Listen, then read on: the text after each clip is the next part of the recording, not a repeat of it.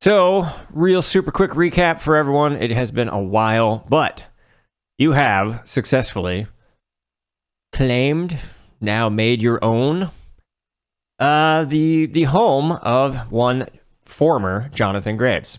Yeah? So, he is dead. He is no more.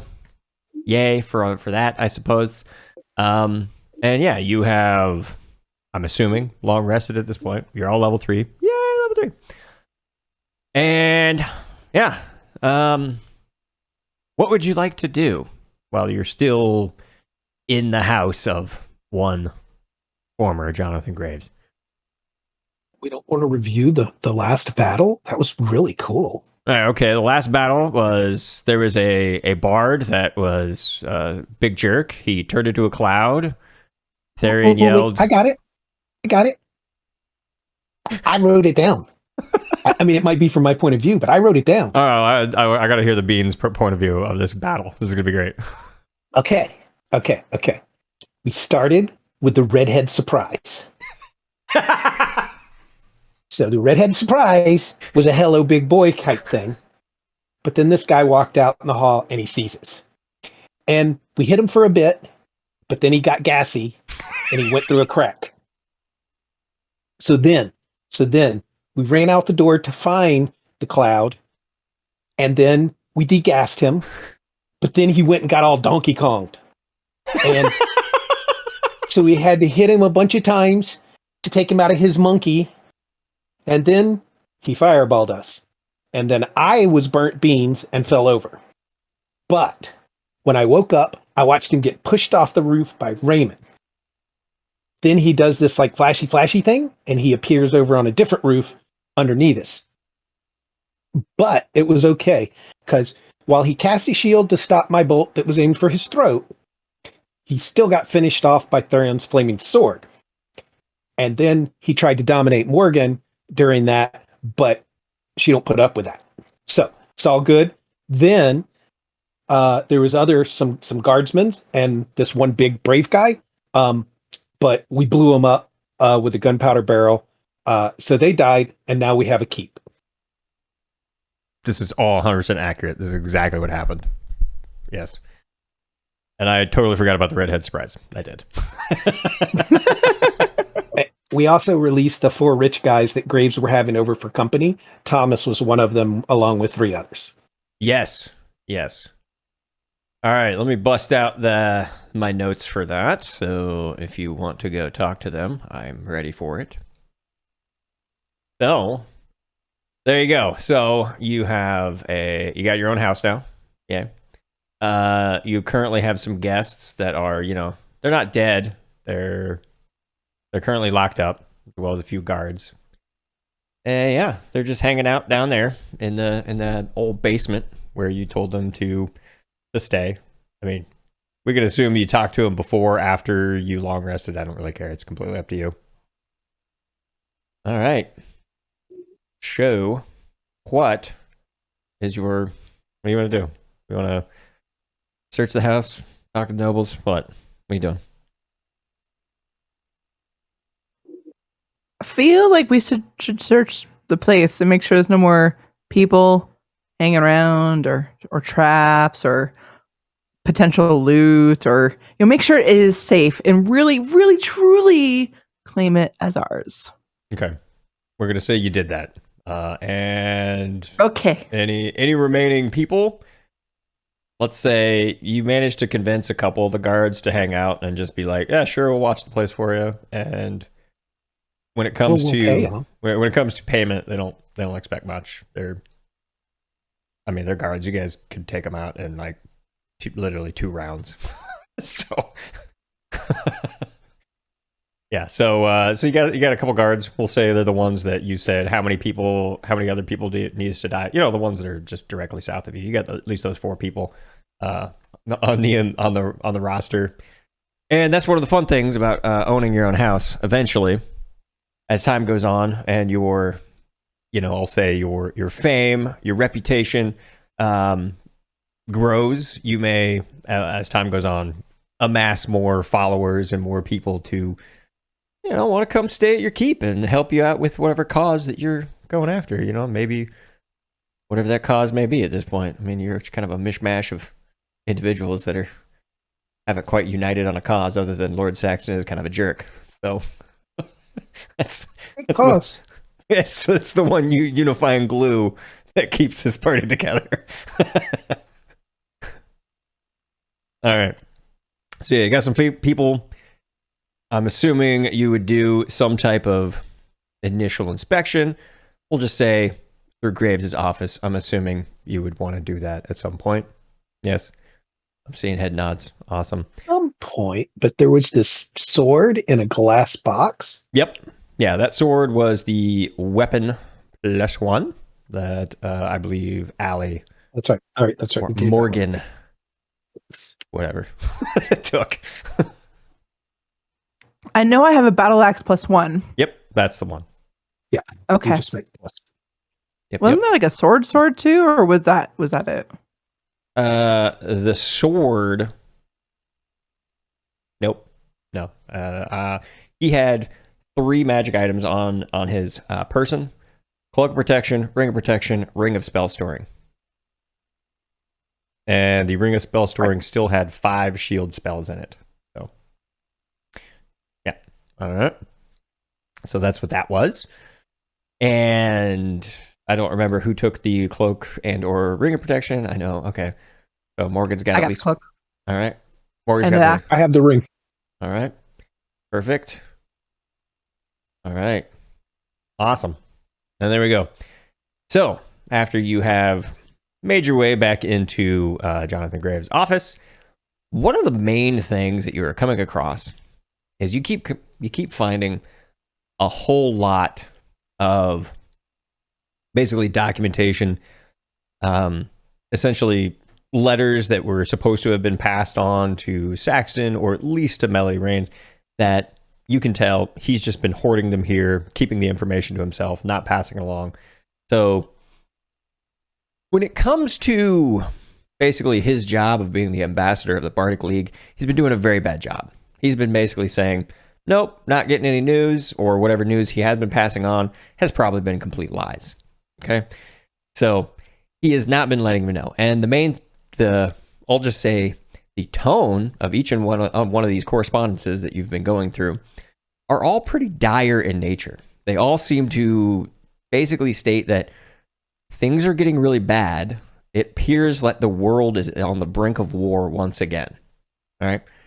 And essentially what they are looking for is to Lord Saxon to step up and do something.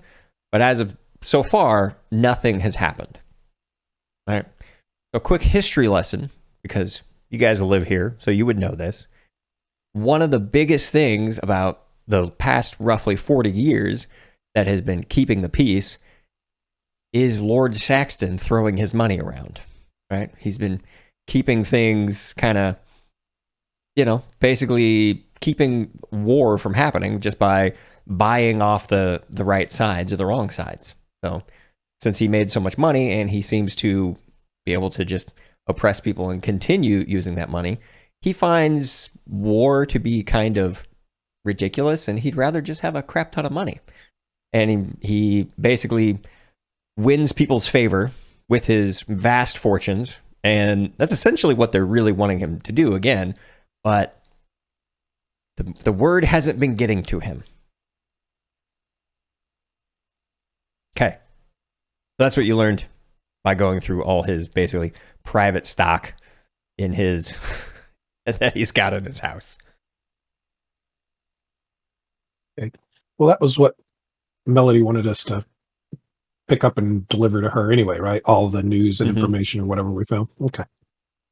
Yeah, she definitely felt that he'd been holding back or withholding information. I'll go ahead and put that in the bag of holding. Okay. You get the bag of holding, all basically the stacks of letters and correspondence that have come from the official bards, the different bards around the world that have been trying to pass the information through Jonathan, but Jonathan has been blocking it. So there you go. Now, anything else you would like to do before you decide basically what's next? What do you want to do? Beans would definitely be interested in all of teas, coffees, drinks, food that might be in said location. Because I mean, there were some fancy people there too, so he'd be very interested in checking out all of those things. Because the spice of life sometimes is Oh yeah, good absolutely. food, Yeah, good yeah. meal. Yeah, I'm trying to look around here. So where would the kitchen be? I know there's we went a lot of places, but we didn't see a kitchen. I'm sure it's there though.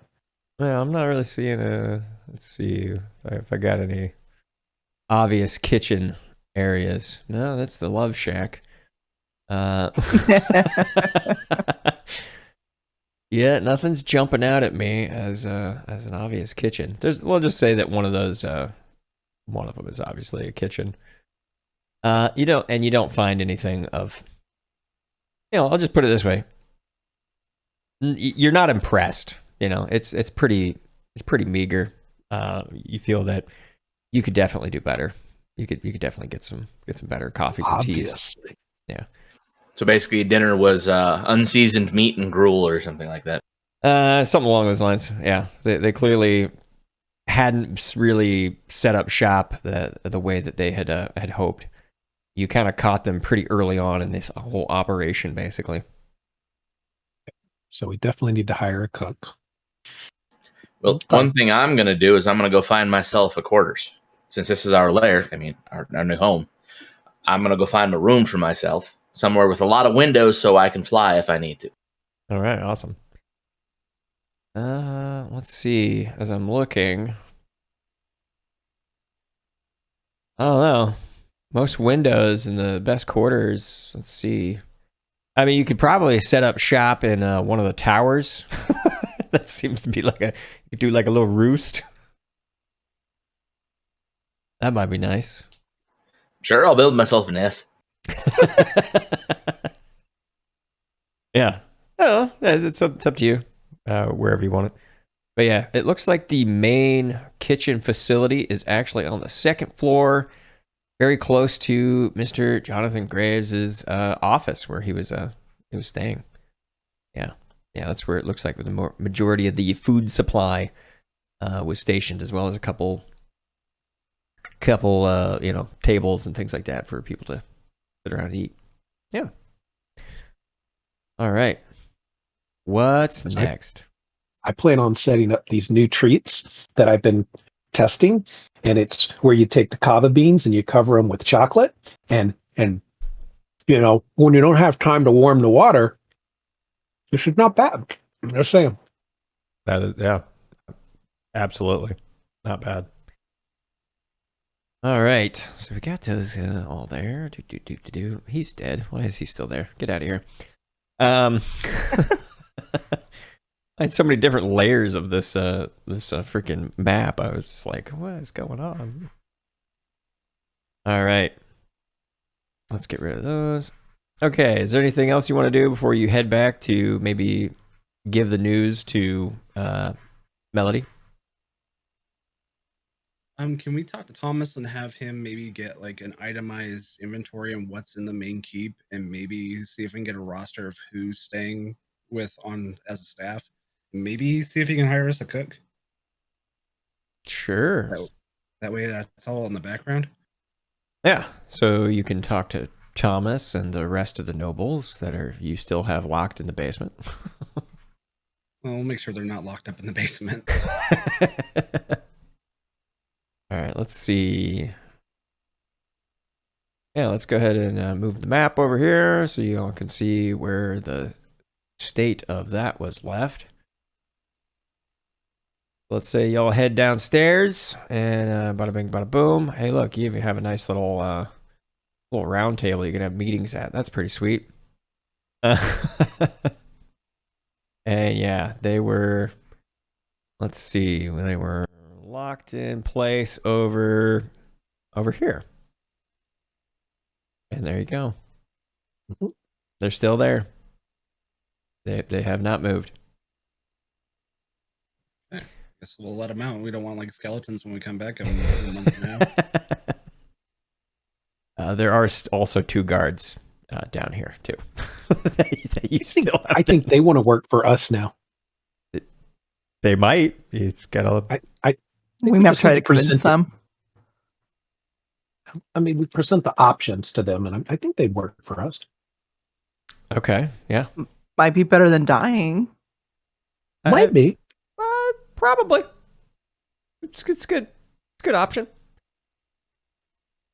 Okay, so these are all the ones that you had locked up during. Wow, this was actually session 4 when you locked them up. So just so you know. Okay, let's see. You spared the life of the nobles. You locked them up, and then they go. And we have after some brief introductions, after you spend some time, you find out that the northern noble, the one that originally comes from the northern place, he from Chaldeer. I can't even pronounce my own names. I can't, so just go with it. But yeah, we'll just say Chaldeer for now. Just gonna say Chaldeer. Okay, There. Comes from Chaldeer.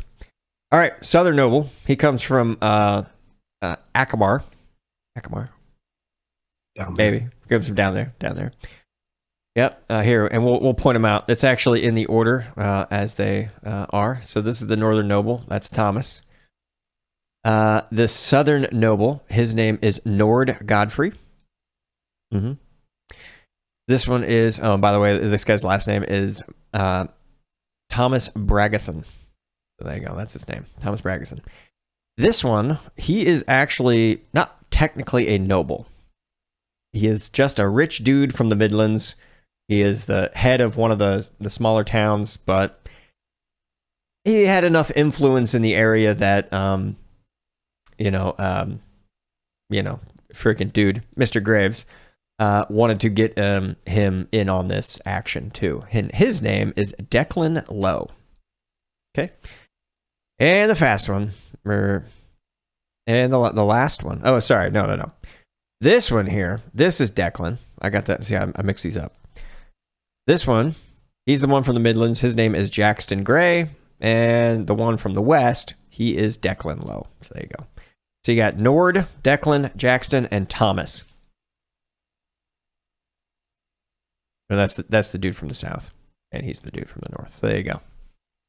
Would I have ever met Jackson? Give me a history check. Oh, history. Not done these yet. Okay. No, you cannot recall. Yep. Even if you had met him, in the famous words of Allie, I've slept since then. So you don't remember him. Accurate. Morgan has indeed slept since then, and apparently a 6. She remembers Jack. So Yeah. She's like, no, not ringing any bells. Nothing is coming to you. Thomas was the Midlands. Thomas Jackson. is actually from the northern city of Chaldeer. Thomas is Nord is south. Yep. Western is the dude from the west. He is actually from Sinosher. His name is Declan. And this guy, the rough and tumble dude with the high collar, yeah, that's Jackson. And he is He's from the south. Yeah, the dude in red is from the south. Yeah, okay. The name of the town that Jackson is from is Corgan. It's a large city for Midland standards. Kind of like I don't know. It's middle of the road, you know. It's not like a big old metropolitan area like Sinosher or even Inorawn. So it's kind of like it's like a Bakersfield. So it's like you're like, oh yeah, it's a nice place. All right, but doesn't have the feel of a big city. You're like, it's like, has anyone ever described Bakersfield that way? I'm just checking. Yeah, it's like Jen has issues with Bakersfield. People live here. People live here. It has a zip code, technically. Is what Yeah, you're like, all right, yeah, people live here. It's about as interesting as it gets. So there you go. That's there, the Midlands. What was Nord's last name? Nord's last name was a Godfrey. He's got one of those like, Godfrey. You're of the Godfrey clan. It's like, I guess. It's just my last name. Yeah. All right. So is there anything you would like to know from these four fine folk? Yeah, what they were talking to Graves about. All right. Well, let's see. Whoever wants to speak up and ask, go ahead and frame it in a question, and however you say it, you might have to roll a persuasion check. Because they're not super talkative, but they obviously were able to. They told you their names and where they're from. Right. I think Raymond's really good at this. Oh, okay. Well, that's true. Raymond's pretty chatty. All right, I will go to let Thomas out. All right. He has been let out. Perfect. And as I'm letting him out, let's do a good charm person on him as I like pat his back on his way out the door. All right. Let's see. Let me pull up the stats for that. DC 13. Let me find that really fast. What his stats would be. Where'd that go? Go this way. If I could spell. Overrated. There we go. And his wisdom is going to be... All right. All right, he's got a plus. Yeah, he's going to have a +2, so we'll just... Boop, boop, ba-doop, ba-doop. Where'd that go? Okay, there we go. I'm not seeing his character sheet, so that's fine. We'll just say roll d20. What'd he get? Oh, he fails. Yeah, he absolutely failed. All right, so he is under your charms. And he's like, "Oh, what's up? How you doing there, Raymond? You're like my best friend. How's it going?" It's good to see you too, Thomas. But I'm in the process of letting you guys out of here. I do have some jobs for you to do, but I do have some questions. Well, the group has some questions, if you don't mind answering. Sure, absolutely. Anything for you, man. Best friend.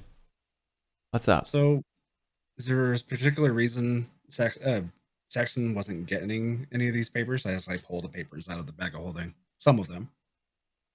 Oh, he kind of glances over those. He's like, "Oh yeah, those." So Jonathan Graves had this pretty ingenious idea, if I do say so myself. It's why I decided to show up. He was a smart guy, but you went and killed him, so that's okay. No harm, no foul. You guys are great. Anyway, he had this great idea, and he was explaining that what makes a lot of money and makes really powerful men out of anything? War. War can make a lot of money if you know how to, you squeeze the right people, get the right thing going. If you can prepare for it. He basically he wanted another war. He's like this whole peace thing just makes a bunch of soft people. Like there's everyone is just getting all too complacent. And he figured that, if we could all kind of work together and pool our resources, we'd be able to hey, do you know who needs a lot of, military equipment, swords, armor, and things like that? People going to war. So we could, take over that kind of that kind of industry. And yeah.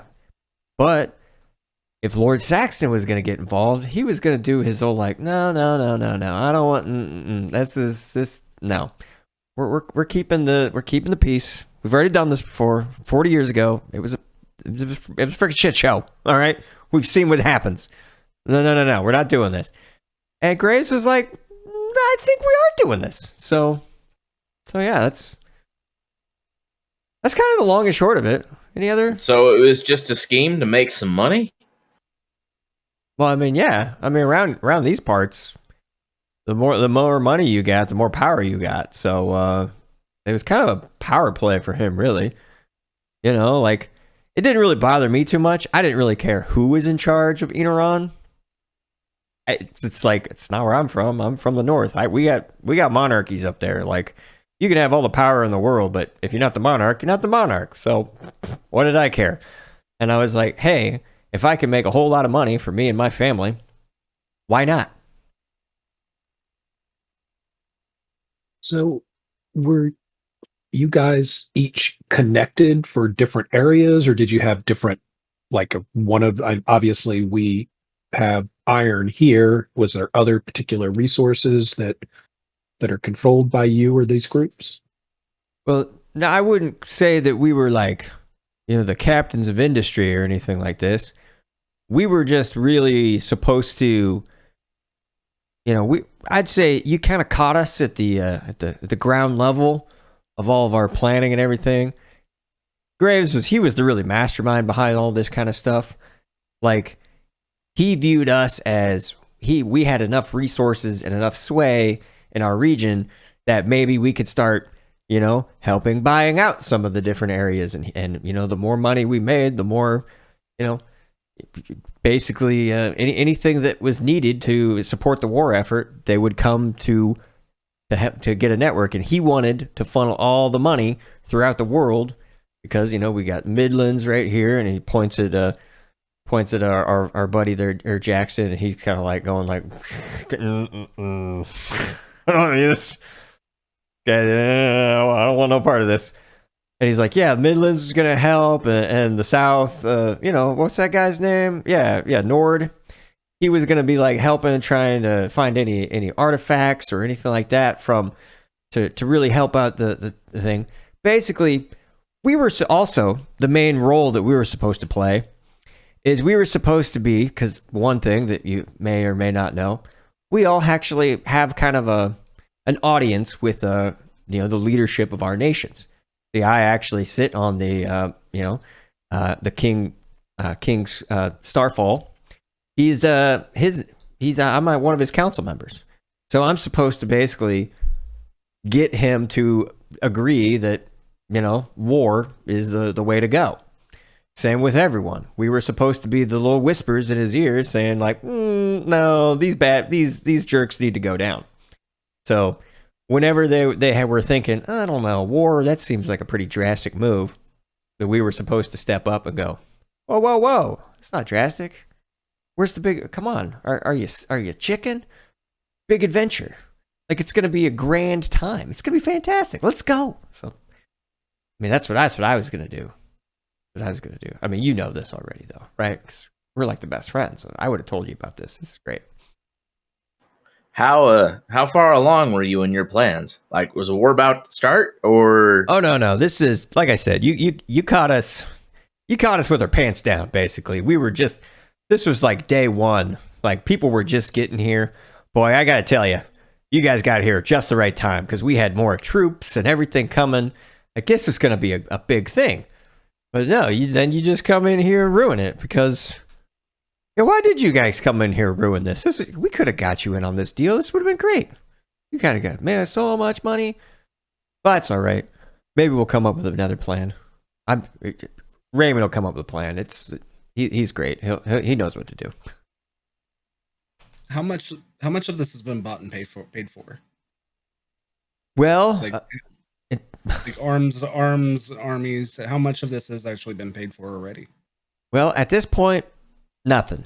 No, this was it. This was the early stages. We were in the design, and we were just about to start working at the build out phase. Right, we're still this was a design session. Right, we were going to come up with all the plans. I mean, I had come up with my ideas. The three of them, and they're like, I can't believe you're saying all this. We were going to talk about what kind of like options that we had to really kind of force the hands, but I guess, he kind of looks around at the other three. I guess we're not doing that anymore. I mean, did you guys still want to do that? And they're like, oh God. I hate magic. Yeah, the other three nobles are just like, this guy is just running his mouth like you would not believe. I'm going to look glance over. Go ahead. Sorry. I was going to glance over at Jackson and just square in the eye and be He does this. almost like a disappointed look and say, there's enough chaos in the Midlands already. How could you be on board with this? What were you talking to me? Oh, I'm sorry. Me? What are you talking about? On board? Yes, you. I wasn't on board with nothing. I was just, hey, if someone comes with you with this, hey there, Jackson, I'm gonna make you and Bakersfield a lot of money. Okay? Am I gonna say no to that? No, I hadn't even heard the whole plan. Whatever this guy is telling you, he's got him bewitched, right? He is telling some nonsense. Don't listen to him. He's talking out his ass. No, I was here to hear a business proposal. Right? This was what? Right. War. Totally What? believe that. I don't. Jackson, if you want to leave this great accommodations that we have you in, you might want to be a little bit more free with your discussion here.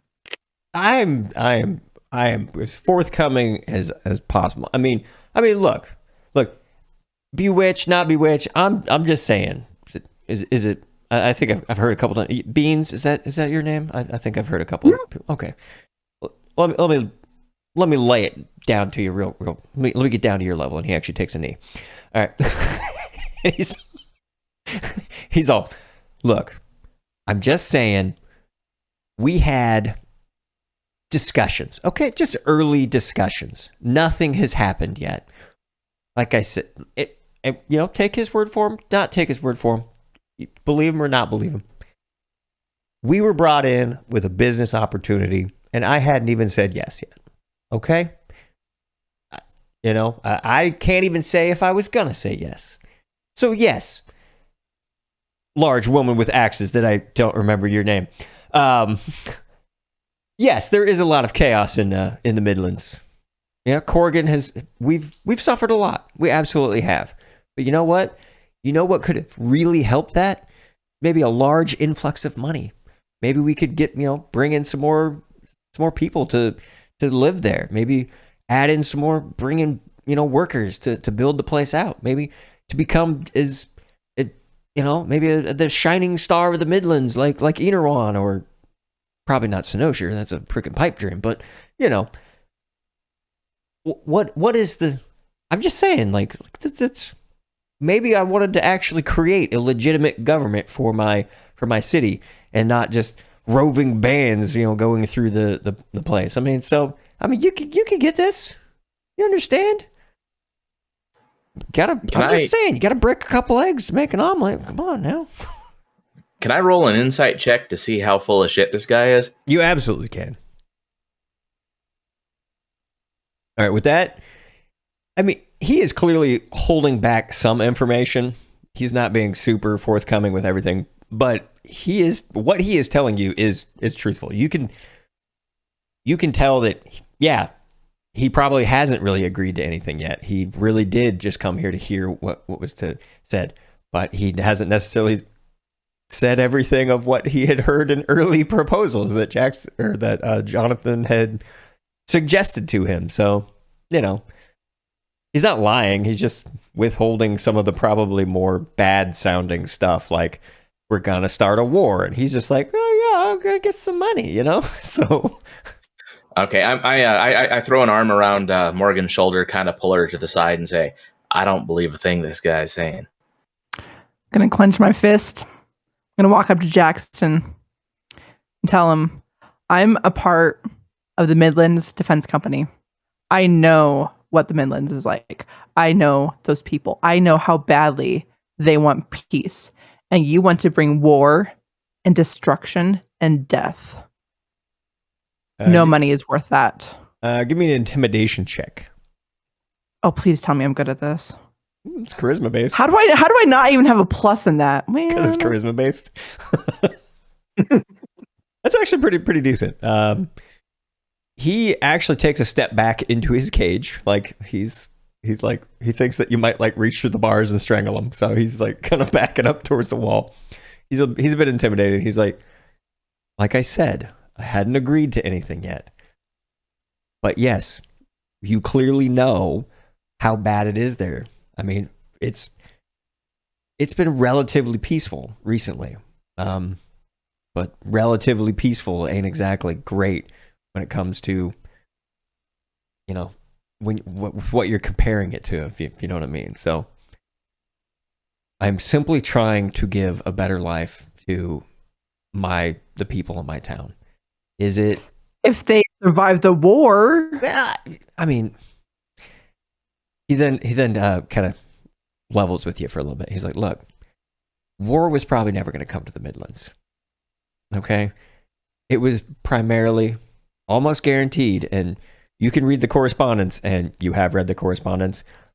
The major issue is people are still pissed that the North effectively won the war. Like, they really haven't gotten over the loss, because they feel like it was almost like a cheap blow because of how they won the war.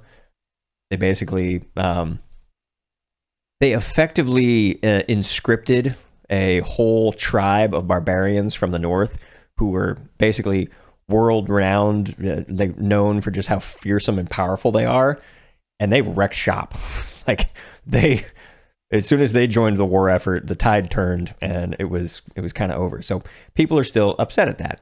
So the South and the West, basically, Akamar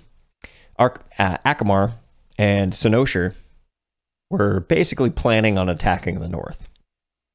That is essentially. So the person who is going to lose the most, it's actually Thomas, because he is from the North, because two nations were going to basically band together, and what Jackson is saying here, you can confirm based on the correspondence you've received or found in Jonathan's holdings, which is now in your bag of holding. So he's basically saying, like, I don't care if people in the North die as long as I get some money. Kind of a messed up viewpoint, but that is his viewpoint. So, Jackson, had you not joined along with this, the question I have is, what, other than having money in your city in the Midlands, what's your direct connection with groups in that area? As in, Thomas is a council member, you are He is effectively the mayor of the town of Corgan.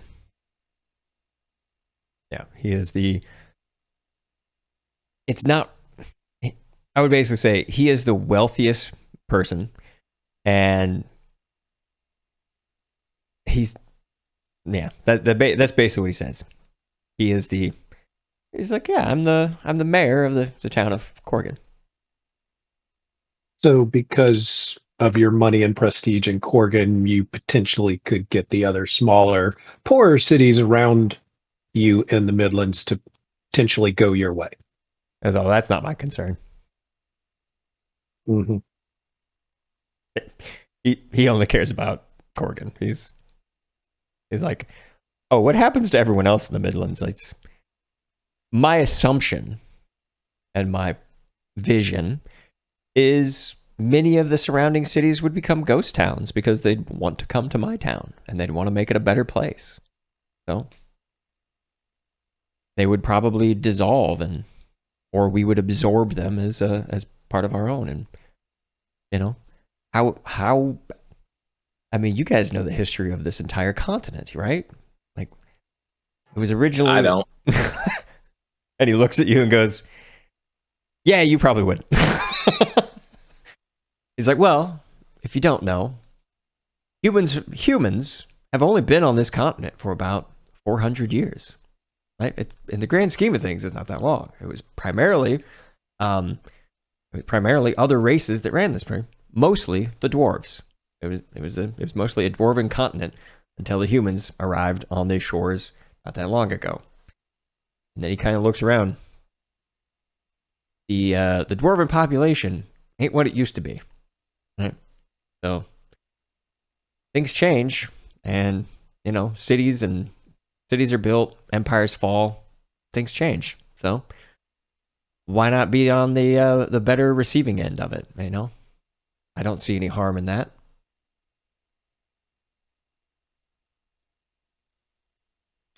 So dwarves are the short, really thick looking guys, right? Yes. Look, I ain't been here for very long. I'm trying to get my bearings.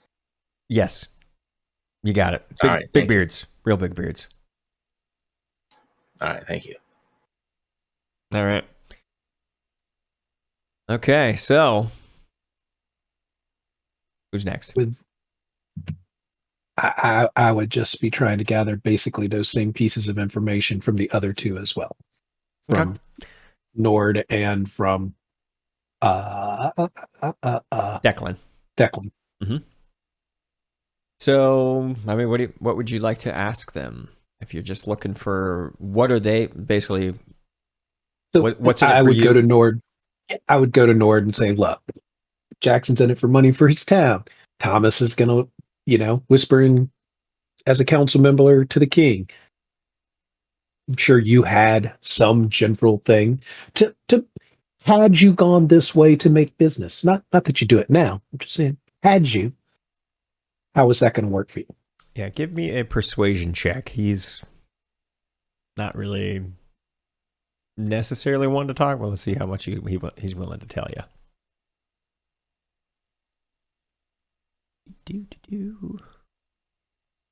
All right. So he looks you up down, and he just says, "Well, I don't know how much you know about the South. We are let's just say there is a very distinct class-based system. There are hierarchies among everyone. There are those at the top, and those are the dragonborn. Okay? Those with dragon blood rule. Okay? Not very many of them, but those are the ones at the top. I am happy enough to say that I am in the second rung of the hierarchy when it comes to Akamar and how everything is set up. I simply saw how things are done in our city. I thought things could possibly change for the better. And if Akamar decided to get into this, what I personally believe to be a completely foolish war out of some injured pride, then sure, maybe I could prove to the populace that those at the top don't know what they're doing. They are holding on to 40-year-old grudges, and perhaps it's time to go a different way. So yeah, money is nice, but status is better. So if you somehow cleared out the Dragonborn, then that rung wouldn't be above you and you would be at the top? Pretty much. It's pretty straightforward plan, I suppose. Really, it's not really much of a plan yet. We only had thoughts and ideas and visions, but then the 5 of you came along. So thank you for that. Thanks for not killing me, though. The way I feel about it is how we represent you back to Melody, who's then gonna, be directly to the ear of the guy running the joint. Presenting you as somebody that helped us out and we're just there for a meal. Couldn't believe Graves was going this way. There's a couple of different ways that we can present you when we give this information to Melody. I would appreciate if you for all 4 of us really to present us in the light of we were simply here to hear a proposal. hadn't agreed to anything yet. We simply thought that maybe there was some merit to what old Jonathan Graves was saying. As power hungry as he may have been, wasn't the worst idea I'd ever heard. See, what's going to stop you, though, from walking down this path if we just let you go anyway? Well, I assume what's about to happen, and let me see if I can guess correctly. You see, you probably have in your possession all of the correspondence that Jonathan had been holding back. Seems to be, I've already seen you show some of it to Thomas, so that's a good assumption. Well, I'm assuming you're going to go back to your handlers, if you were. Old Melody, as it sounds like.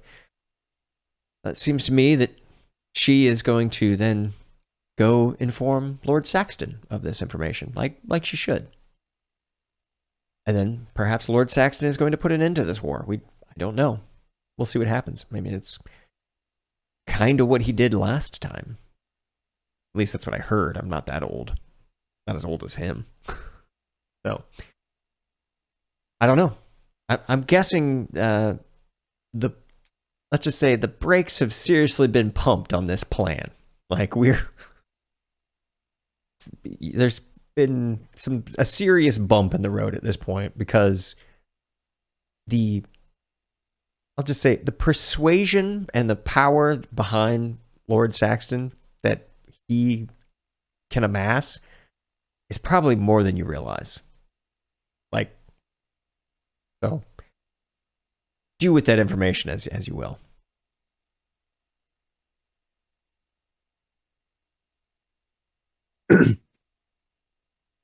One left, Mr. Declan.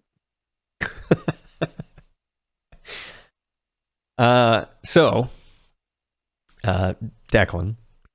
So go ahead and give me a persuasion check for him as well. Let's see how loose his lips are. Obviously not as forthcoming as Thomas is going to be because he is not under a spell, but we'll see. Holy crap. Well, so he's been hearing what everyone else has been saying, and he feels like the jig is up, right? So you definitely you got him. You absolutely persuaded him, and he just kind of looks and he says, "Look, you probably don't know this. That's fine. You're not from the West. You're not from Senosure. I happen to actually be on the council, one of the ruling council members of Senosure. So, the North, as my friend Thomas already said, it is ruled by a monarch. We, on the other hand, we have basically it's not quite a republic as you would think of it, but we do have basically a ruling class, and I am on that class. So, much like Thomas, I was supposed to vote in favor of going to war. All right, so that was my role in this. And what was I supposed to get out of it? Well, much like the same as everyone, I was going to be essentially going to become perhaps one of the wealthiest men in Senosure, and I don't really see any harm in that, other than the possible immense loss in life. But hey, you win some, you lose some. That's You don't see any harm in immense loss of life? What's wrong with you? Well, I mean, that was their fault when they decided to become peasants. Decided. I vote we kill that guy. Is that cage bolted to the wall? It is actually. Yeah, you can tell this guy, he is not a nice man. He believes in I'll say he is very conservative in his speaking. He thinks that there are certain positions that people hold, and people are born that way, and that's the way things should be, right? So he thinks this whole idea of upward mobility that the Southern gentleman was talking about he's like, nope, dragons rule and you drool. So he thinks that's just the way things are. So why upset the status quo? So, inspecting Sir Declan, does he have any fancy jewelry? I mean, they're all dressed better. They're updressed or anything else. I don't believe that we like shook him down when you took him down here. We just brought him down here. No. He would probably have roughly 300 gold worth of jewelry and other fine clothing that you could sell. I would say that would be the rough shakedown worth of this man. He's definitely a very well dressed dude. I mean, look at this guy. Look at this guy. He looks great. Yeah, we'll zoom in on him. Look at this. He looks fantastic. Second, the vote on the killing him, but giving him bloody rags to wear on his way home.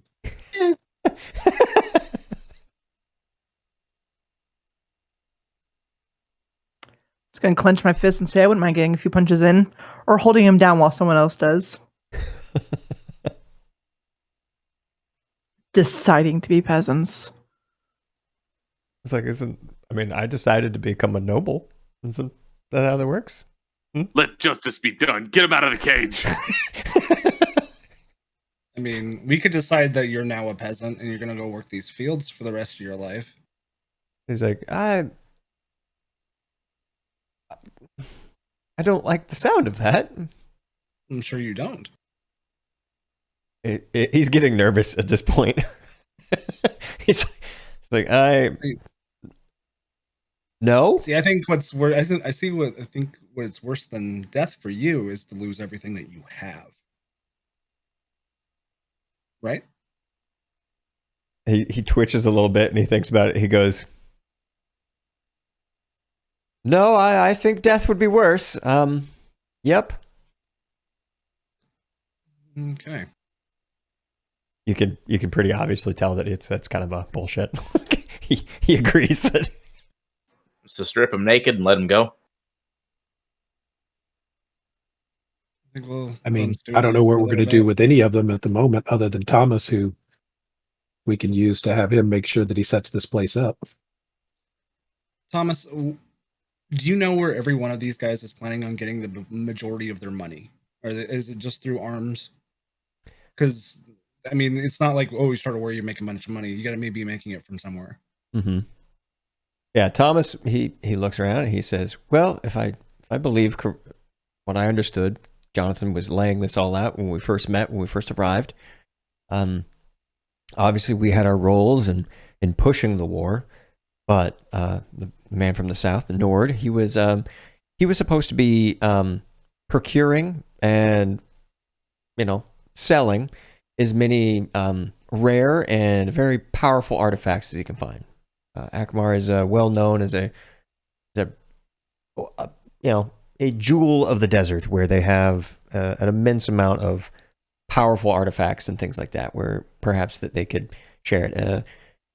Let's just say the dragons that rule, the stereotypes of hordes and dragons, they're true. So the ruling class, essentially, he was, from what I understand, is he was going to be pilfering from the ruling class as much as possible. So that was his plan, and Nord was doing the anyway. Okay, so let's check him off a list. All right, and then Declan, the Western noble that you now officially truly hate,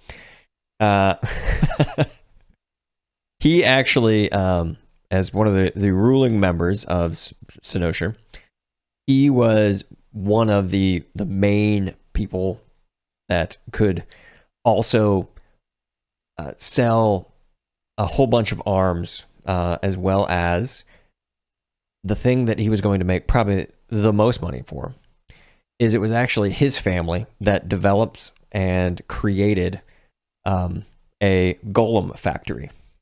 And he was going to be selling for a very large profit iron golems. So that was his thing. It was, it's basically the he was kind of the tank manufacturer, almost like. So that was their big deal. And Jackson, he obviously had the least sway out of everyone. But from my understanding, is he was going to use whatever pull he could amongst the rest of the other towns in the city, was to work to basically keep the war out of the Midlands, to keep the agriculture that the Midlands is well known for flowing, so that they could make as much money and increasing the price on all of the basic goods like wheat, meat, and everything along those lines, where it's like, well, desperate times and all, you need to feed your troops, and we got a lot of food, but hey, it's dangerous to be shipping goods out into a war zone, so you gotta increase the prices. And how about yourself?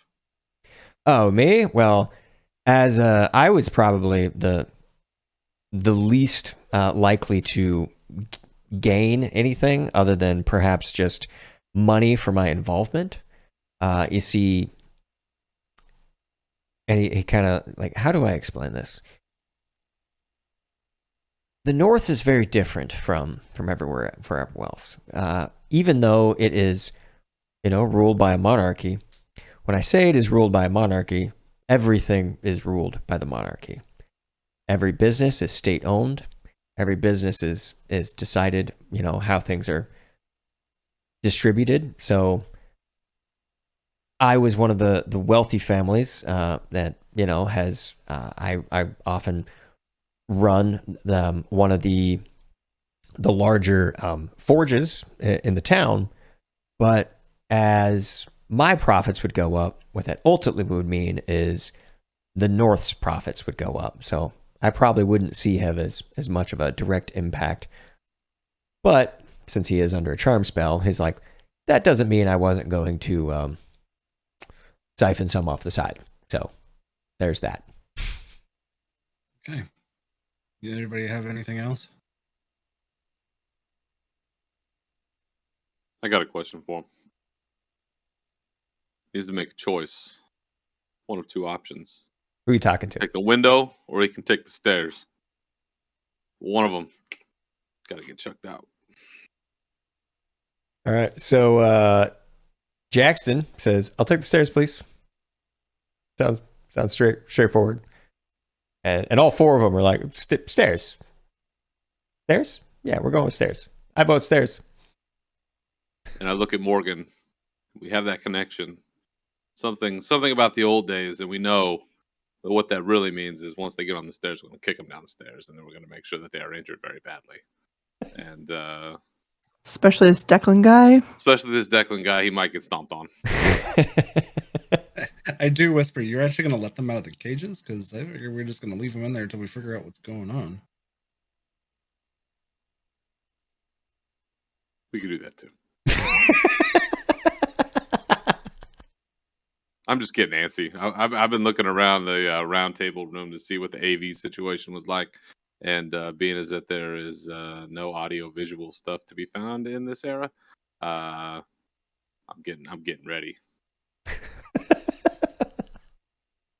All right. Do something. But I concede to the intellectuals of the group to decide what happens here.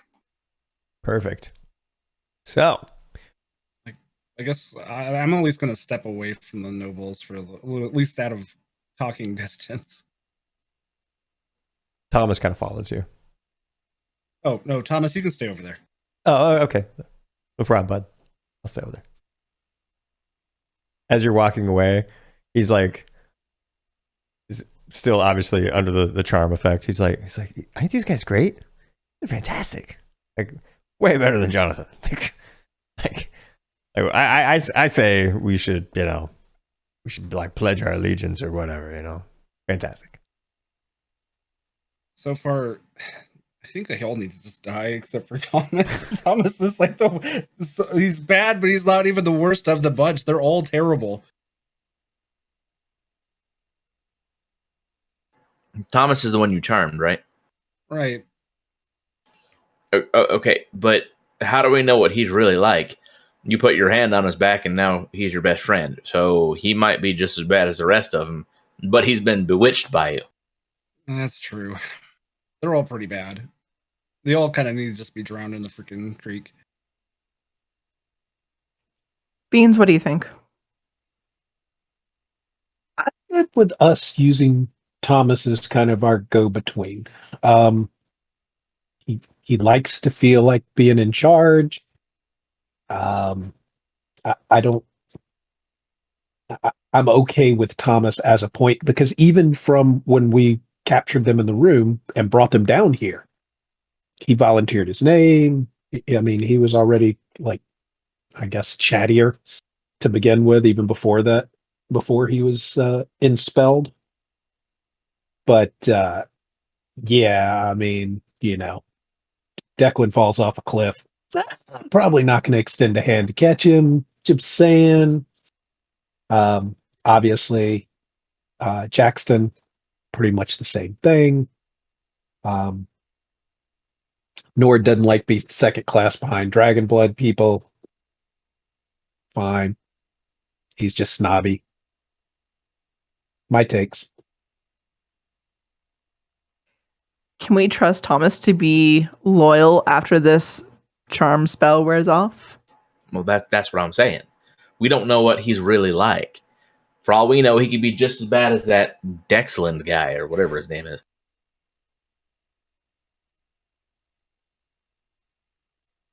Yeah, it's a problem. And the other problem I have is as soon as we hand these to Melanie, are we just starting a war? Period. Not to mention the rebellion we're starting to make in the middle of that war is just going to be a speed bump.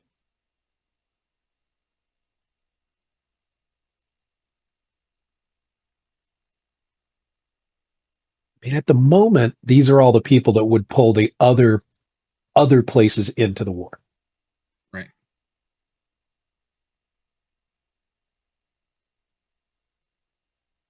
I mean, at this point, from what we've done, isn't it, at least until we find the other pieces, because there's no way that Graves pulled all this off by himself. He had to have people that were sending him messages that were bypassing other people as well. I mean, there's others, but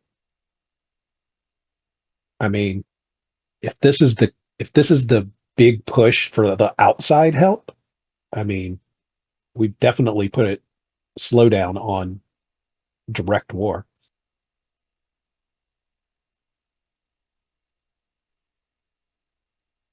Not that whoever's up to do this won't go find the next person in line to. I mean, they're nobles. They're gonna come for money. Somebody waves enough money, they're gonna show up. I mean, there's probably a half a dozen people trying to do this same thing right now too. Yeah. What we know is Graves got caught, right? So somebody went looking for him. So, are we in a position to stop this, or should we take that correspondence back to Melody?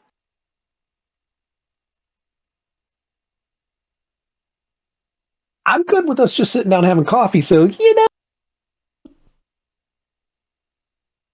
I'm not the best one to make a decision here. I'm just here to try to find my people. And now I seem to be caught up in the middle of this burgeoning rebellion. I was just an acolyte of my church. I don't know what's going on here. I think Yeah, Raymond knows more about the whole sneaky talk groups that he's been part of. What I can do is I can forward this along to maybe some of my contacts, and maybe we can have a discussion with them, and then see if it's even worth giving to Melody at that point. Because what I'm concerned with is Saxon's just going to go, well, I'm just going to snuff this out, and next thing you know, he's in the middle of a war anyway, or he's going to take this for his own. Like, he's greedy enough to do it. I don't know. As for the dudes in the cage, I don't. Up to you. I don't know what to do.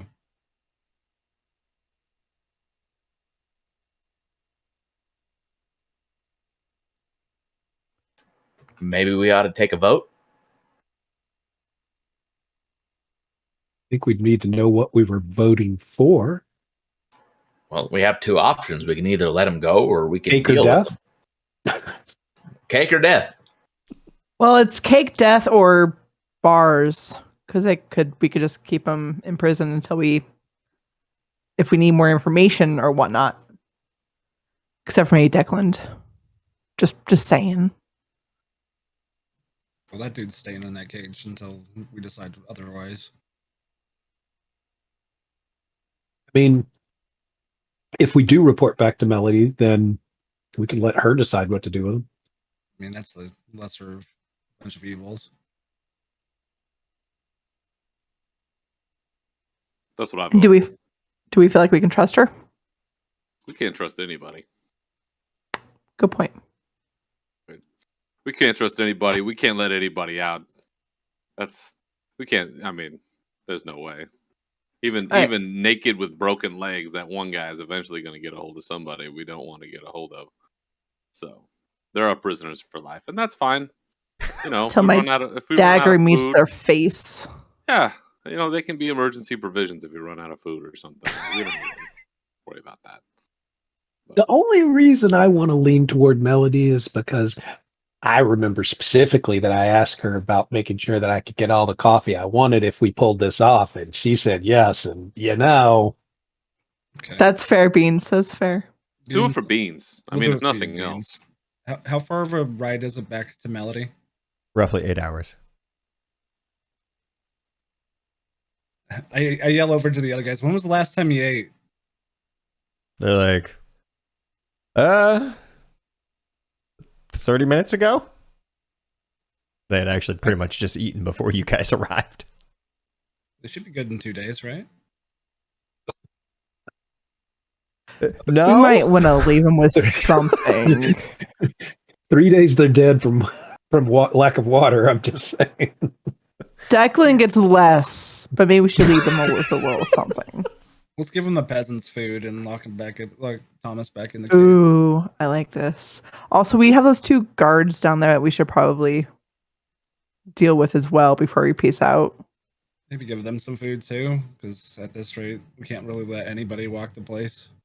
Yeah, so those guards down there, whenever you do talk to them, they agree that they'll do whatever you want them to do. They're like, you just keeping in mind what had happened. The nobles didn't actually witness very much. Like the nobles just kind of got kind of burst in upon, and they were convinced, hey, get down here. So they didn't actually get to witness a lot of the fighting. These guards saw what you actually did. So they're like, yep, we're on your side. Absolutely. Yeah, whatever you want, because we know what you can do. So yeah, they're absolutely willing to help you out. So you would have roughly 6 people to boss around. Okay. I mean, we could have them keep them alive while we're gone, right? I think informing the guards of kind of what some of these guys had planned for the lower ranked people might make sure that they're fed the appropriate things. Yeah, let's do that. Yeah, as you tell them that, one of the younger of the 2 is kind of like shocked and like, oh my god, I can't believe that they would say this. The other one was just like, that's nobility. Like, doesn't even barely even phases him. So he's like, you can tell that one was probably going to treat him like crap anyways, because Okay. Well, I'm gonna make sure Thomas goes back into his cage, and he actually we'll lock him up. willingly he goes back in the cage and he locks it. He's like giving you the thumbs up. It's like,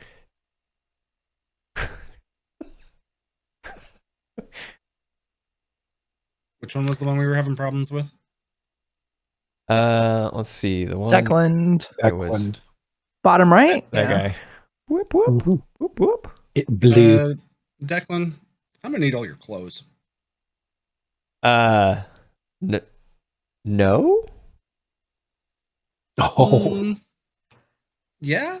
you can give them to us yourself, or we can take them off your unconscious body. Pull out my axe. He's like, She doesn't have to use the pointy end. She can just hit you with the stick part.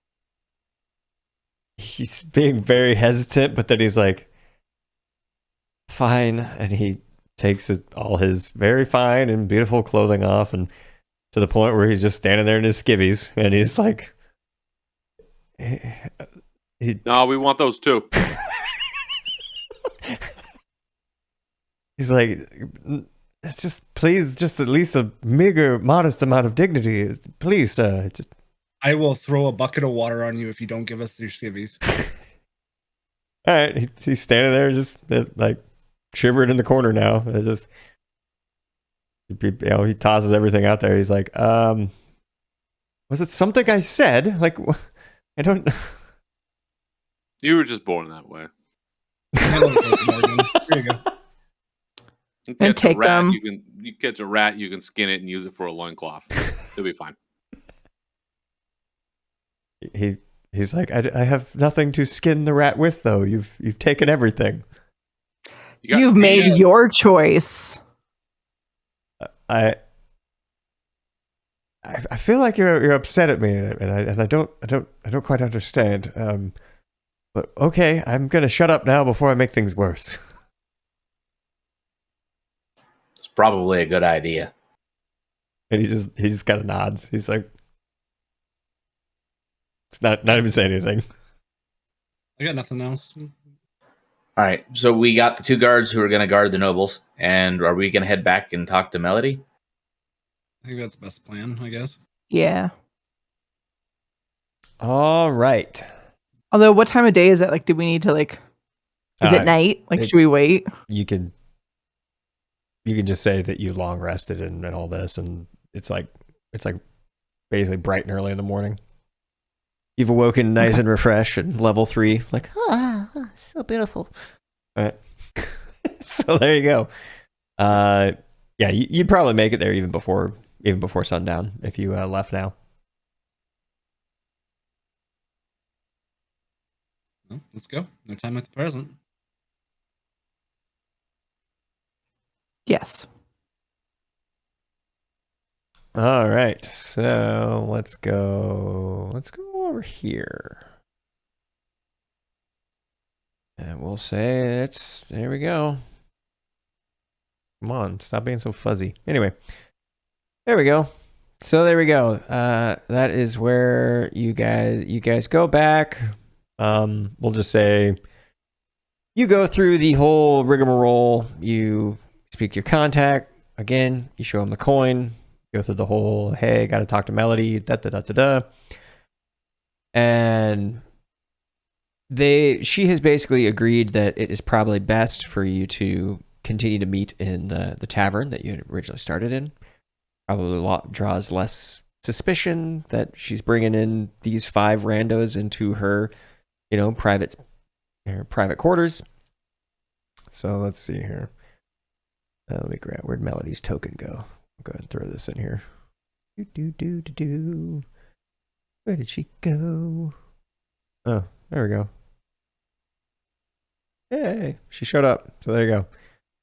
So she arrives in the tavern. I'm assuming you did the similar thing of like, hey there, buddy, you want to like close down early for the night, right? And locked out the majority of the patrons, and he's gotten used to this. Like you already did it once, and you guys pay really well, so yeah, he's good with it. So and there you go. Melody has shown up, and as she arrives, she kind of looks at the 5 of you, probably all sitting around having a couple drinks, telling stories about your awesomeness, and then she shows up and says, "So, how did it go?" We have a castle now. That's excellent to hear. Eat. And she she looks at the Aarakocra and she's like, it's okay. You'll learn the terminology. It is a keep. Castle's a bit bigger. Thank you. It's okay. I understand you're new. I don't know. My village, I had basically a little hut to myself. This is a huge improvement for me. So. Oh well, I'm glad that you found the appropriate accommodations that suit your needs. Anyways, so it seems to me that if you have yourself a keep, Jonathan has been dealt with. Is that correct? It is. He did. Yes. We also have these, and I hand her the correspondence. Okay. So she takes it, and she begins flipping through them, just kind of skimming them, not really taking the time to read them with any great detail, but she just nods and says, "It is as I feared." Okay, I will have to think on this. Worse than that. It's probably a little worse than that too, because we have 4 nobles that are locked up that were in the process of starting a war. See, I didn't think Jonathan would go this far, but for knowing him as long as I have, I assumed he was smarter than this. But it's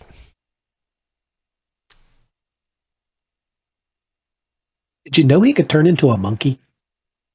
she's like, I could do the same. It's a simple polymorph spell. It's He's a big monkey. most likely a giant ape. Not, quite easy to hit. They're very large, but, they can take a beating. So, did he turn himself? Oh, he turned himself. That's actually quite inexperience of him. You see, whenever you do that, and she's just kind of explaining, because she is probably a very powerful magic user. You can tell as she is kind of like, you kind of hit on a subject that she's kind of passionate about, clearly. She's like, you see, if you were to cast that spell upon an ally or something, my guess is you probably caught him in a moment where he was alone. He was always a bit of a loner that way, so probably why he was dispatched as easy as he was. But had he cast that on someone else, right, maybe a guard or someone else, you would have had to strike. You would have had to strike Jonathan to keep, and he would have been able to maintain concentration on that spell far easier than as he is taking all these hits. Because again, the giant ape, very simple to hit, and he was having to try and concentrate while leaving in that form. And so yes, it's a rookie mistake. The question I have is, how much of this rebellion is because of these correspondents not arriving to where they needed to go? To be honest, none of the rebellion has anything to do with this. This is clearly the rest of the world finally getting fed up with, I don't know, I don't think I'll ever quite understand the politics behind so many of these other nations. I mean, they quibble and they fight for years on end, and then, just because they think that one side was slighted, that, now that they have perhaps an upper hand, that they want to try again. And it's just complete and utter madness. But, as rulers come and go, they still hold on to these bitter rivalries, and they think that the next time will be different. And so here we are, them thinking that the next time will be different. And you say that you have 4 nobles that were trying to push this agenda locked up. Well, let's keep them that way.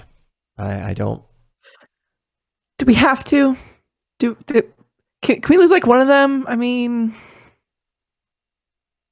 well, I'll put it this way. Let's not let them go back home. What you actually do with them, that has been my only suggestion. Because one, they may still try and push this war effort, because based on all of this, and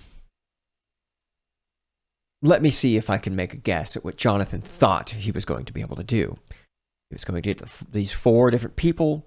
They all thought that they were going to make money selling different arms and armaments, and perhaps it sounds like he may have even got someone involved from the Midlands, and they were going to jack up prices on food. And yeah, and he thought that he was going to somehow basically pull a Lord Saxton over on Lord Saxton, because that's kind of what Lord Saxton did 40 years ago.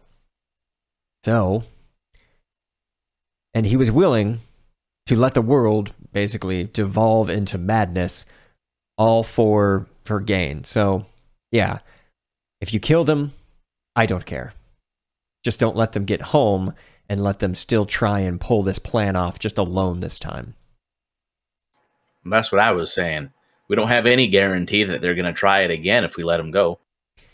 Yes, I am perfectly fine you keeping them locked up. I don't care, like, whatever your better nature tells you to do. If you feel that you need to kill them to prevent them from trying to push this war idea and just making the money all on their own, which that is the thing.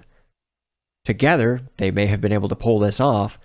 Alone, they may still be able to pull this off now that that piece, that nugget of an idea, that ridiculous notion that they can go to war and just make some money, that seed has been planted.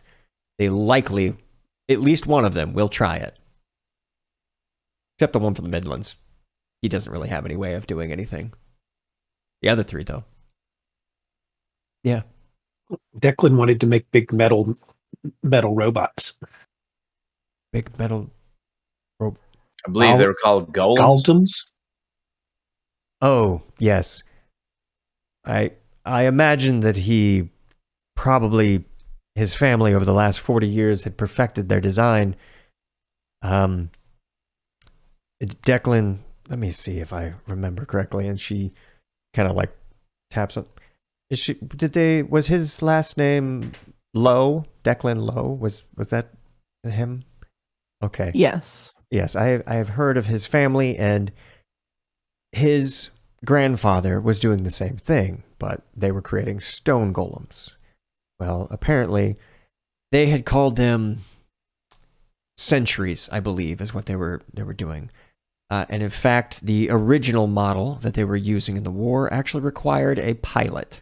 Someone actually had to climb inside the golem and do it. But if they're calling them iron golems now, which sounds like they are just enchanted beings that will go forth and do their master's bidding. No pilot necessary. So it sounds like they're trying to avoid the mistakes of the last war, is my guess. That's what happened, which I'm sure you've all heard before, except you, Mordecai. Melody explains that when the barbarian tribes joined the war, they basically froze the sentinels, and the pilots died inside due to basically the cold exposure. And regardless of how powerful they were, they just died of the hypothermia effectively. And they couldn't do anything. So if there is no pilot, it stops that issue from occurring again. So yes, like I said, do whatever you want with them. Just don't let them go back home. But about these correspondents, again, I will have to think on this, and this may sound ridiculous to you at this point, but I am going to have to inform Lord Saxton of this. I am still on the council, and if I withhold this from him and the information gets out, I will likely be executed. So let me think of what our next move is going to be, and I will get back to you perhaps tomorrow. Would you like to meet again? Well, if we're going to keep closing this guy's establishment down, we might want to look at acquiring it. Maybe under one of our names, and we can maybe fix this place up a little bit.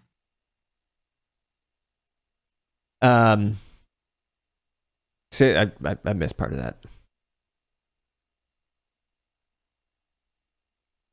Sorry, I got a fan on because it's hot.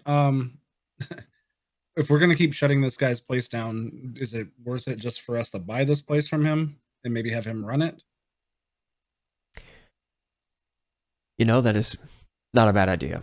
In fact, I have a bit of an idea myself, and I've been mulling this over, and now that you have successfully taken out Jonathan, we'll do this as well. So yes, and she turns and looks at the barkeep, who is, he's definitely trustworthy at this point.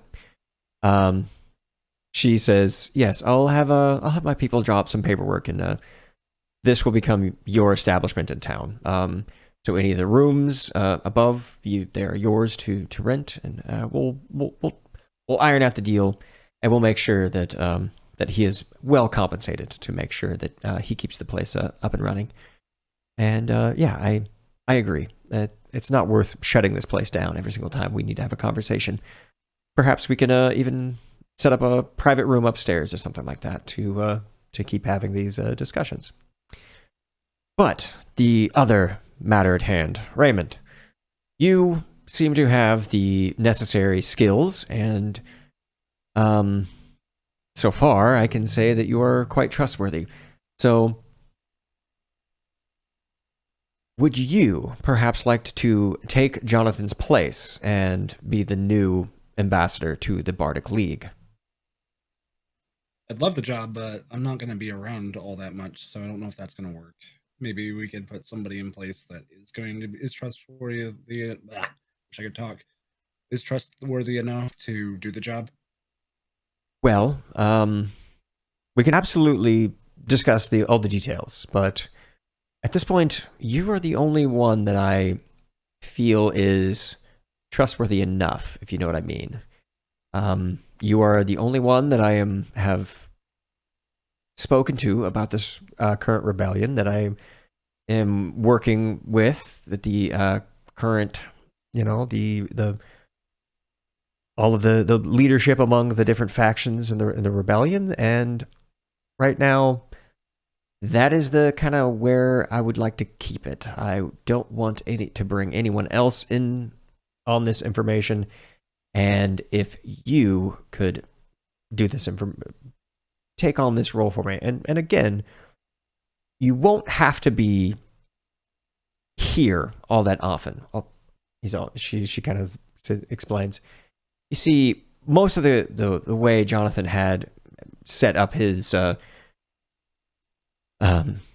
position is the bards would arrive at the keep that is now under your possession, and that is where they would deliver their correspondence. So I wouldn't even have to get a change of address form in place if you took on this job either. So I would just have to simply let them know that a new bard that goes by the name of Raymond is going to be taking over for Jonathan.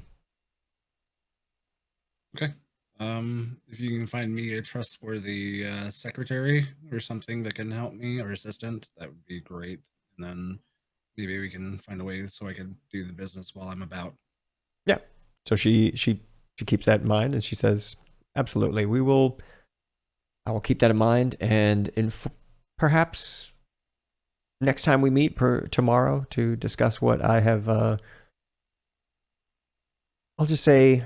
To go over what I believe to be our next course of action should be, if you would like to continue down this path.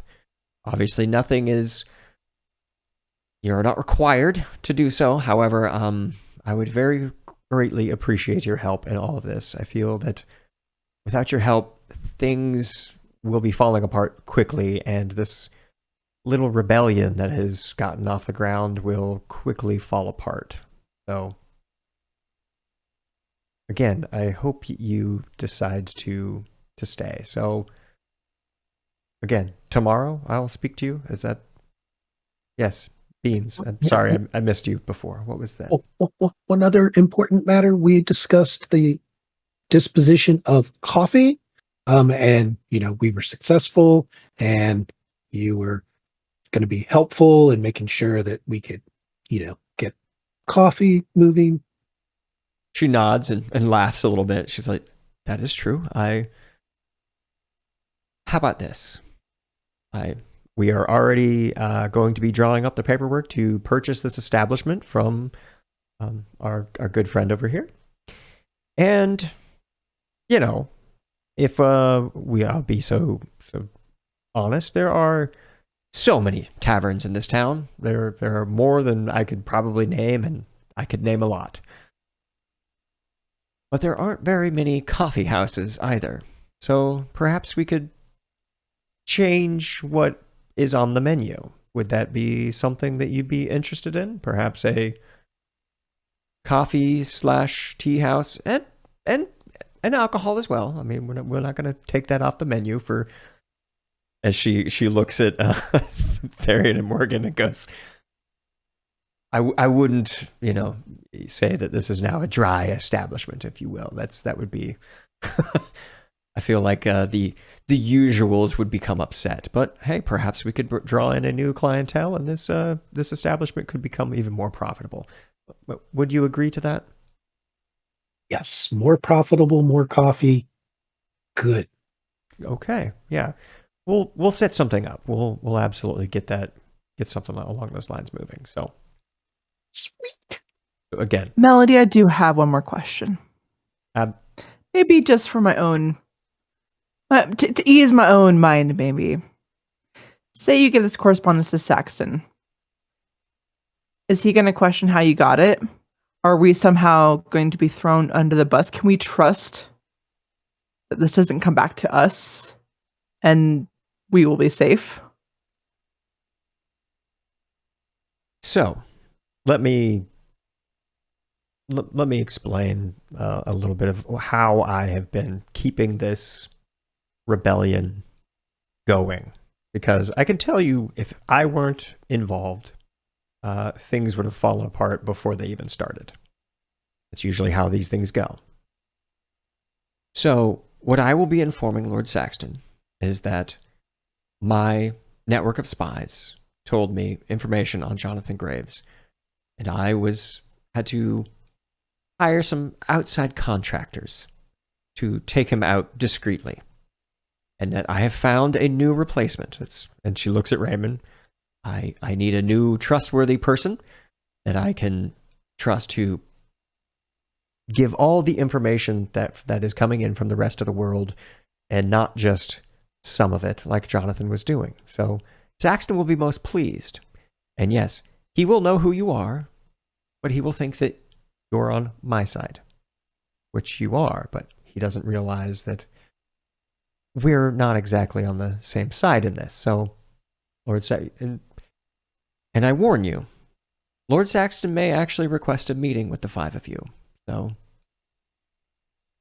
it is something he has done in the past to thank those that have done a good deed for him. So, we'll see how generous he is. Yeah. Basically, I am going to be telling them that the five of you did an excellent job in service to him and the nation of Istwild. So, if you agree that is the truth, because it's one of the great things about the way that I spin these. There's always a nugget of truth in it all. Jonathan was actually betraying Lord Saxton. And I did hire 5 outside contractors, if you will, to take care of the problem. And I have found a new resource to take over the position that it was so unceremoniously left unfilled. And as long as everything keeps going according to Saxton's plan, he usually doesn't ask twice. You think this is enough information? So no, I will not be throwing you under the bus. I am going to be bringing you to the front seat, perhaps, if the analogy is going to work here. And then she goes, "What's a bus?" Harriet. More wheels. Yeah, got it. So is that sufficient? Or are you still concerned over what I share with Saxton? I think that's fine. I think it would have been nice if you had told us sooner that there was a chance that he would want to meet us. Because communication, if we're gonna do this, we're gonna be on the same team. Communication, important. But I appreciate that you have told us now that I have asked the proper questions. And I just personally, don't speak for everyone, personally believe you and trust you for now. She nods and smiles at that and says,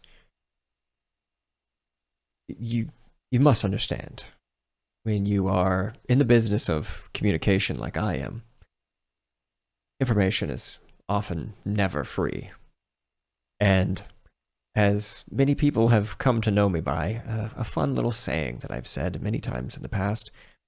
What you do not know, oh, most assuredly can hurt you. So I don't always... Let's just say I'm in the habit of holding things back, and it's done quite a bit of good for me in the past. And she looks at Therian and she says, "You see, I'm not sure this one over here would have agreed to actually kill Jonathan if he found out that maybe Lord Saxton was going to be super happy with him and that this is a great deed for him." I've read the notes, but at the same time, I also warned him that he might meet him at the very least to say that, oh, maybe Therian had the plague and he couldn't meet Lord Saxton because I cannot guarantee that he won't try and jump across the table and kill him because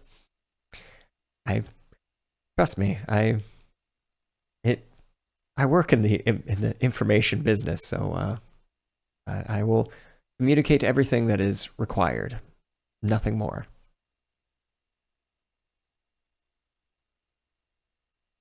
Your concern is well founded. Again, she laughs and nods and says, I assumed it was. And then before she actually leaves, she actually starts heading towards the door and says, again, I will meet you all tomorrow with the information that I get from him. And she turns and looks and says, and don't worry. If you had told me that you do not trust me, I wouldn't have taken any offense. I am not exactly the most trustworthy person. They call me the Mistress of Whispers for a reason. It's just, it comes with the job. And she kind of smiles and leaves and closes the door behind him. And then the bartender, which, you know, this is the second time that you've had this meeting. He kind of like looks and just goes, something about a strong woman that's just, I don't know.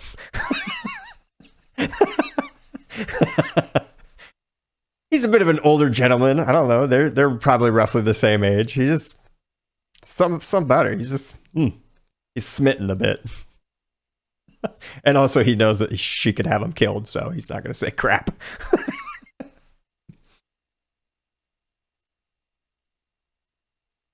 Yeah. And then at that point, he actually goes to unlock the door and flip the sign from closed to open. And then he looks back at you. Y'all good with this? Yeah. Absolutely. I mean, we're going to be working with you pretty closely pretty soon. Yeah, I'm going to have to give this guy a name. Yeah, I rolled all the way back through, and I can tell you the people that were in the bar while we were doing things, but never had a name for him. Yeah, I'll have a name soon. All right. So, is there anything you would like to do while you're in town before you meet with Melody again in the morning? I do if no one else does. I'm just gonna go back to the temple and commune with my god. Perfect. I'm just going to go upstairs in the room and read my book. Perfect. I'm going to go upstairs and meditate. Sounds good. I'll go wandering around with Morgan. Awesome. I'll appreciate the company, I think. We'll see. We'll see. Fair. So quite a while ago, and I'm talking to Beans. Quite a while ago, back when we first met Melody, I also got word that there's a certain Gabriel Reese, an acquaintance of mine, we'll say, from the Midlands Defense, someone who I know well, is actually in town looking for me, and something's going on in the Midlands, and I feel like I need to know what's happening. So I should probably see if he's still around to talk to.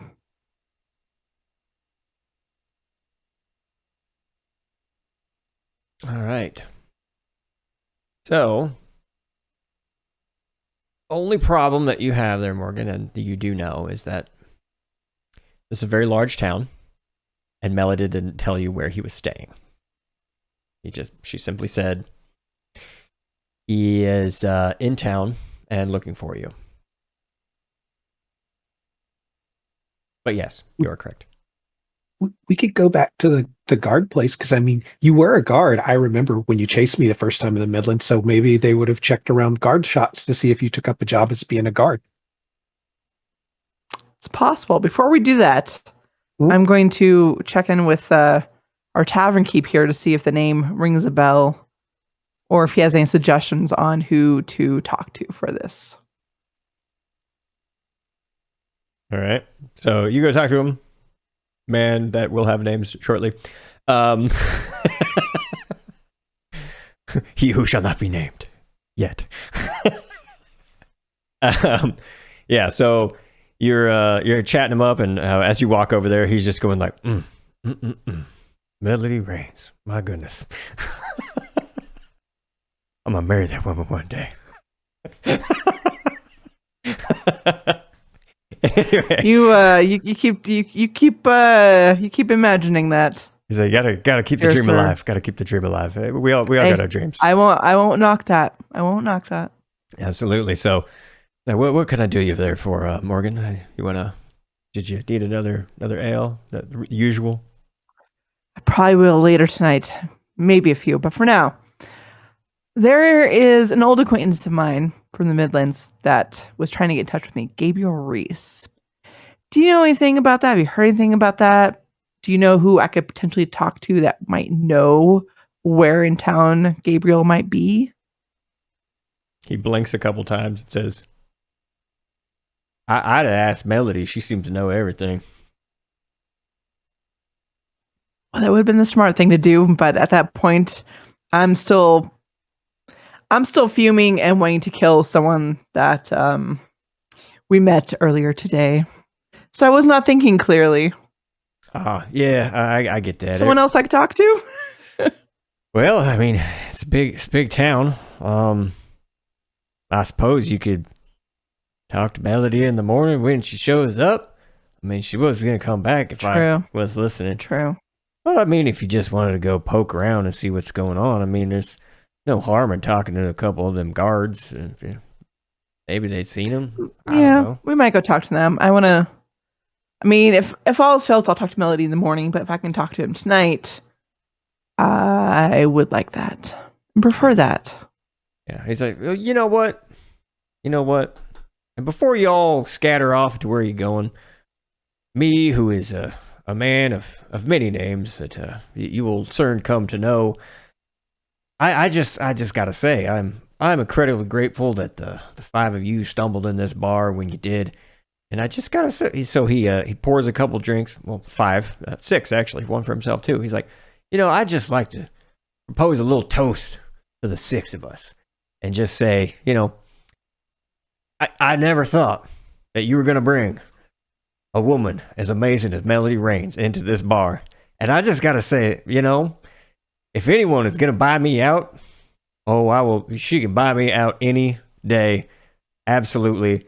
And if the five of you are gonna be my boss, I could never have asked for a better boss. This stuff every day just keeps getting better and better. Things are looking up for me. Many men have called me many things over the time, and you'll learn what those things are one day as we discuss this over a couple ales. But perhaps that's a tale for another day. But for now, cheers to us. I'm just gonna laugh and cheers him. Trouble and inconvenience are all ours, friend. Really quick, Jen, do we have a name for this tavern? Best beans and beverages. I was going to say, it is going to be re-established to a different tavern. I don't know. This could be the freaking Prancing Pony for all I know, but I'm assuming you might want to rename it if it's going to be a coffee house too. So, Beans and Brews Ale House. Best beans. I like it. Best Beans and Brews, BBB. better business. Best beans and brew. All right. So you find out that this guy's name is actually Aidfire, and he's quite a bit older than you'd expect, but that's because he's a half elf. So there you go. Name is Aidfire. Made fire? Aid. Aid fire. ADE, fire. Aid fire the bartender.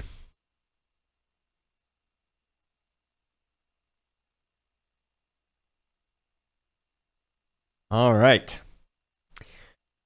All right, and with that, we're going to say Mordecai spent some time. He went back to the temple and did his Hominis Dominus.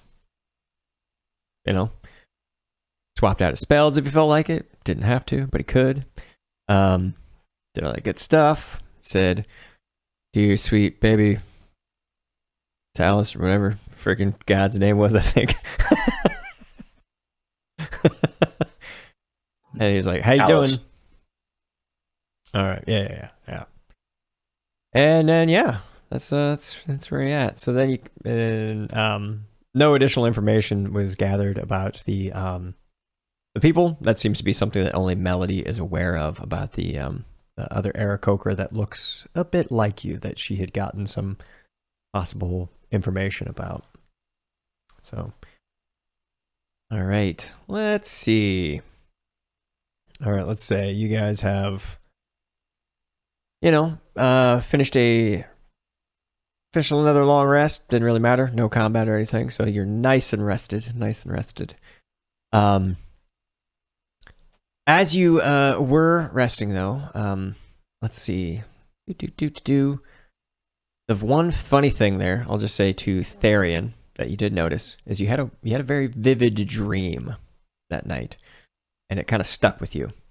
And it was another dream of your patron goddess, Sif, and she was basically showing you visions of Lord Saxton burning, right?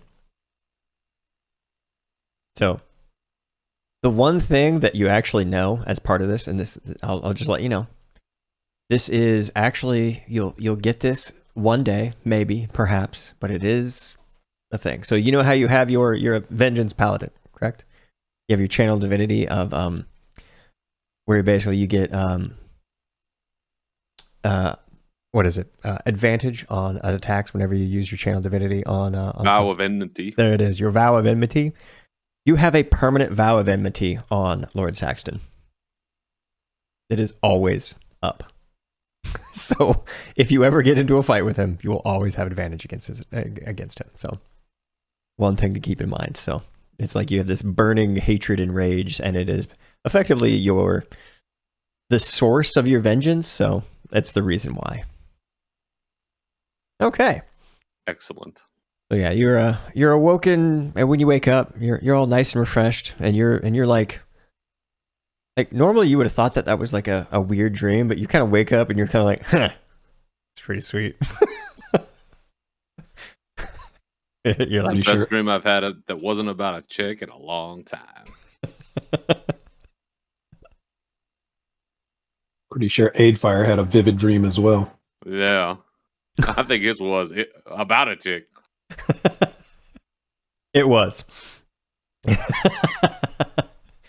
Yeah, so that morning, old Aid, as we're gonna call him, Aidfire, he's like, so Melody's coming over today, right? Right. All right. Yeah, we'll go ahead and we'll open up nice and late. If I'm assuming that's what you all want. Keep it on the down low. Yeah. All right. Perfect. So yeah, normally he would have been opening up around this time, but he keeps the close sign. And just probably shortly after, roughly 8 a.m., nice, pretty bright and early, there's a brief knock on the door, and Mr. Bartender, Aidfire, he walks over, kind of glances through the window, and he opens it up, and Melody walks through. And she seems to be in a good mood. This morning.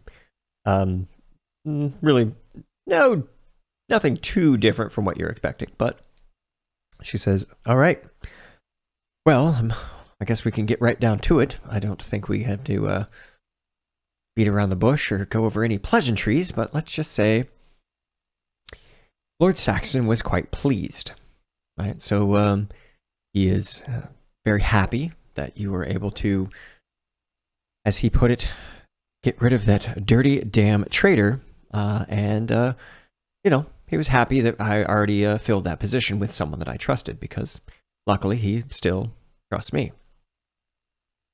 Well, I do have one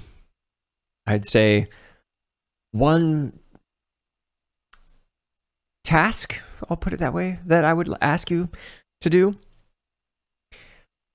There is a man, and he goes by the name of Oh, where'd it go? Sir Rorik Daniels. He is another member of the council, and he's not one of those under council members. He is actually on the council. He is the Minister of Defense for the entire city. He has a rather palatial home on the cliffs, and I would like you to kill him. Now, if you're going to ask the obvious question as to, what did this poor little Minister of Defense do? Well, let's just say he is in the upper echelon of Lord Saxton's employ. He would like to nothing more than to keep things as they are, and obviously he is going to be the first in line to take out the rebellion when they first strike. So we need him out of the picture. And how does this help us? Just taking out the head leadership? Well, the defense of this city is actually broken into two units. There is actually the military arm of Estwild, and it is, strangely enough, it's actually the lesser of the two defense positions. The other is actually in charge of the City Watch. Now, the actual City Watch, there are far more people, basically guards, under the employ of the City Watch. You can kind of think of it as like, let's just say, there's a whole lot more people that follow the head of the City Watch versus those that are under the employ of the head of the military. Now, we get to the point here. Sir Rorik Daniels is in charge of both, right? So both wings of this defense kind of funnel up to him. You can think of him as the Secretary of Defense, really. And all of the different branches within this little nation of ours funnel up to him. Now, if you take him out, there has been already grumblings amongst the two people beneath him of who would be the successor, because Mr. Rorik is getting a bit older in his age. He is not quite the grand warrior that he used to be. So I think it is the perfect opportunity to take him out and hopefully start almost a mini civil war amongst the two factions. The perfect opportunity for our rebellion to actually strike. Do you agree? Do you think this is a good course of action? Because only question I have is what has this Mr. Daniels done to deserve death? Or is he just kind of in the way of the rebellion actually getting in there for a strike? She pulls out a piece of a little document, and she says, I think I could convince at least one of you to follow through with this. And she slides a piece of paper across the table over to you, Tharian, and you see it is a handwritten order by this Rorik Daniels to order the destruction of the home that you came from. Basically, he was the one who signed off on your home being destroyed. So he has got a lot of blood on his hands. Yes, he does. So, is there any way? No, I don't think there would be. If there any way I could kind of discern the validity of that note? Yeah, you could do a. Or can I? Yeah, you could both take a look at it. Go ahead and give me a. I'll say, I don't know. I'll give you like a Theron. You give me a history check, and I'll have you give me an investigation check as you are looking over this document. I'm bad at investigation. Yeah, you can Not do bad at insight. history. I'll go ahead and have you do an insight. It's not necessarily, you're not trying to pore over the document and investigate for any kind of fraud or anything like that. You're actually trying to go based on the word of Melody. And based on everything you can tell, Melody has not given you any information thus far that you feel that is untrustworthy. So, to the best of your knowledge, you feel that this is 100% true. And based on how old it is, because your investigation roll is actually pretty good, you can tell that after you've spent at least a couple days between you can kind of probably do a rough estimate in the timeline that it kind of matches up. Like the paper, like the document seems to at least be old enough that this is something that, the dots are connecting. I'll put it that way. All right, then. For Therian, I guess we'll put this gentleman down. How far does he live? How far from here does he live? Oh, he lives within the actual city, but he is actually on the more wealthy side of town, as you would probably assume. But he is not within the inner ring. In fact, his mansion is built directly into the cliffs along the side of the city. So, my assumption is that you would wait until nightfall and strike going through the there is basically a mini port leading into his town, or not his town, but his estate, where he gets the basic deliveries and things like that. And that would be the simplest method of ingress, effectively. Don't worry, I will provide a small ship, or boat, really. It's not really a ship, it's more of a rowboat. Fit 5. Is there any way you can divert the city guard just in case that they would be called in? And she thinks for a moment as Mr. DM pulls up his notes. We worked for him Let me see. because when we first came in, the chief guard said that his boss was Roderick because that's when they were when we proved ourselves by going and getting the iron shipment fixed. Yes. Yeah, so he wasn't actually... Gave me the cool badge. Yeah, he did. So I believe that guy was, if I remember correctly, probably Thomas, something like that, yeah. The person who is actually the actual head of the Minister of the Inorawn Capital Guards that's his full title. His name is Owen Doyle. So Melody says, I will pass some information to Owen to have him to ensure that there are less of a presence in that area of town. Perhaps I don't know. I'm sure I can come up with something. But yeah, I will. Saxton's nice parties, or maybe we can start a party outside of this nice tavern so we can make some new money for our renovations. Yeah, I think that could work. Yeah, perhaps just something along the lines of a large gathering like that would be worthwhile to divert a large contingent of guards. So yeah, I think that will be enough, and I'll be sure to let him know.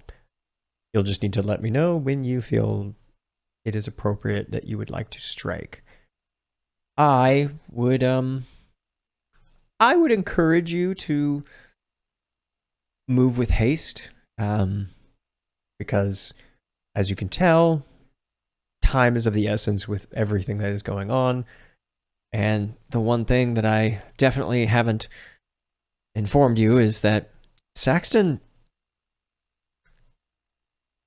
doesn't want to take any direct action with the possible coming war.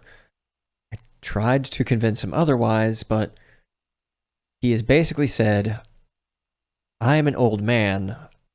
What should I care what the rest of the damn world does if it burns? So, I think as he is coming to the end of his life, I think he feels that he has gotten everything he can out of the world, and he'd rather just enjoy what is his riches for the rest of his days, I suppose. I tried to convince him otherwise, but he wasn't hearing it. So, again, I do feel time is of the essence before perhaps even Eastwild is somehow involved in this war because of, I don't know, Saxton's ridiculous idea that he is going to actually do anything. Well, I don't see why we can't go tonight. I don't see any reason why you can't go tonight either. Well, if you can get some people to help him get enough supplies to make a nice big barbecue, booze, and coffee. Yeah, she looks outside the window and she's like, yeah, we can absolutely have a grand reopening, I suppose, of this establishment, and we can get this going perhaps roughly, just before sundown. And then as in the middle of the festivities, we'll have aid fire, keep things going, keep the homestead burning, as they say. And the five of you can sneak out the back and go deal with what you need to deal with. I believe the saying would have been the home fires burning, but if you want us to burn the homestead down, I guess we could go that way. My turn of phrase is never the best, so I get them all mixed up. Too many whispers. Said that this person's name is Rorik. His name is Sir Rorik Daniels. Rorik. Rorik. Kind of like a Rory. I'm sure that's what his mother calls him, Rory. I just want to make sure I know what to inscribe on the tombstone. Is there any sort of background information you can provide as to is the defense minister or in charge of all of this? Does he have any particular set of skills that we should be aware of in terms of his own combat prowess? Well, he is definitely a veteran of many wars. He got the position because, well, like I said, he has done well for himself. Essentially, I wouldn't underestimate him, although I do not. He is not a practitioner of magic, so not to worry about any of those pesky fireballs heading your way, as I'm sure Jonathan was tossing your way. So no he's more not giant gonna apes. Donkey Kong on us. No Donkey Kong. I'm not aware of any polymorph spell that would be under his employ, although he is a bit of an eccentric man as he is aging, and I wouldn't be surprised if there's a whole number of just interesting things that you find in his home. So just keep that in mind. Raymond, keep that bag handy. Will do. So, still need to pay us for the last job, and then what is this next job going to pay us? Yeah, she laughs a little bit and she's like, "Yes, of course. I certainly would not ask you to do this for free." And she thinks about it and says, "Well, how's we all come to the agreement that you keep the keep? It is 100% yours. We'll have you the new employee. I have purchased this bar for you, and we'll take that all off the top. But yet we will still keep the money flowing because I do understand that there's a bit of an incentive that also needs to be taken. How's another 1,000 gold for each of you? Is that sufficient?" Well, Miss Melody, you told me before we undertook the last job to deal with Jonathan Graves that you had information for me. That's all I'm really interested in. I have no interest in these shiny coins. Absolutely. So she actually pulls a bit of information, like a slip of paper out, and hands it to you. And she says, "This is everything I was able to find, but there is at least one other member of your clan within these city streets. From everything I've heard, at least from you, there is a number of others that are out there somewhere. I've actually taken it upon myself to speak to the one of the proprietors at your temple, and they informed me that they feel that this calamity or whatever that fell upon you and your people may have been some great omen, for perhaps you were sent here for some type of task. I don't know if I'm not a particularly, I'm not a acolyte or of any kind of any deity myself, but I do know that it's best not to tempt the will of the gods. So I will simply say, if you find yourself feeling that what you're doing is perhaps on the right path, maybe that is in service of your god, and maybe that is why you were sent here. But I have instructed everyone in town that if at least the guards, I've done the best I can to have them go and meet up at the temple. So the last I heard is that they were still searching for this last one that was seen. I don't recall if they were able to catch a name. As a matter of fact, I know they didn't get one of their names, but any of them that we do see, will instruct them to go to the temple, and I'm assuming you could meet them there if that seems appropriate. Thank you. I appreciate it. Yeah, so I will do everything in my power to make sure that any of these lost souls are tended to. All right. Anything else that you would like to ask her? Yes, Melody. And all these whispers, do you happen to know where my acquaintance Gabriel Reese is? The one from the Midlands looking for me. She laughs and says, yes, as a matter of fact, I do. He is staying in another local establishment, and she lets you know where he is staying at. Is another tavern. She laughs and says, he has been staying at a different tavern every night. He assumed that eventually he would run into you in one of these taverns.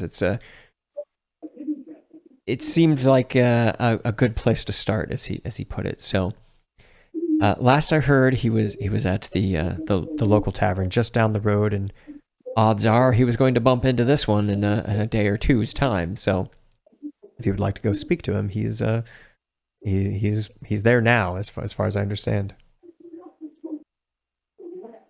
Gabriel knows me well. Thank you.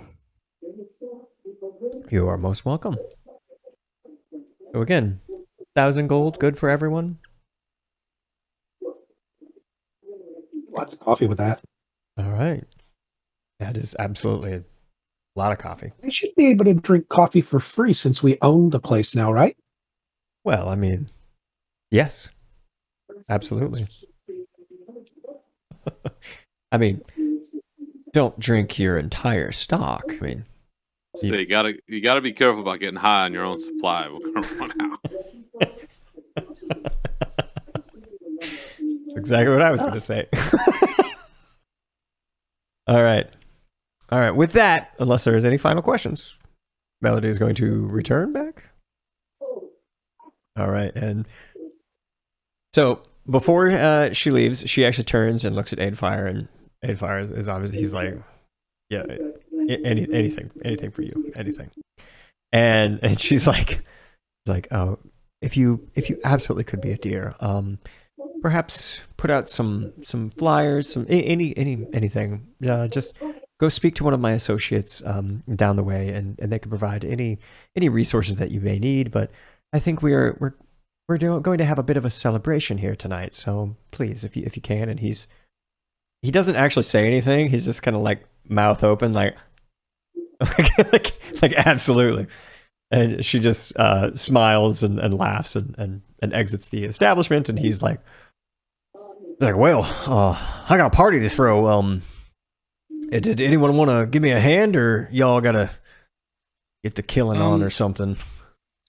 I'll give him a hand, but I'm gonna do it a different way. I guess I'm gonna go to work in my new office and go see if I can get these bards to spread the word.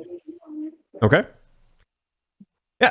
So you are, you head over to some of your basic contacts and things like that, and it seems like word has already spread pretty quickly after you've arrived.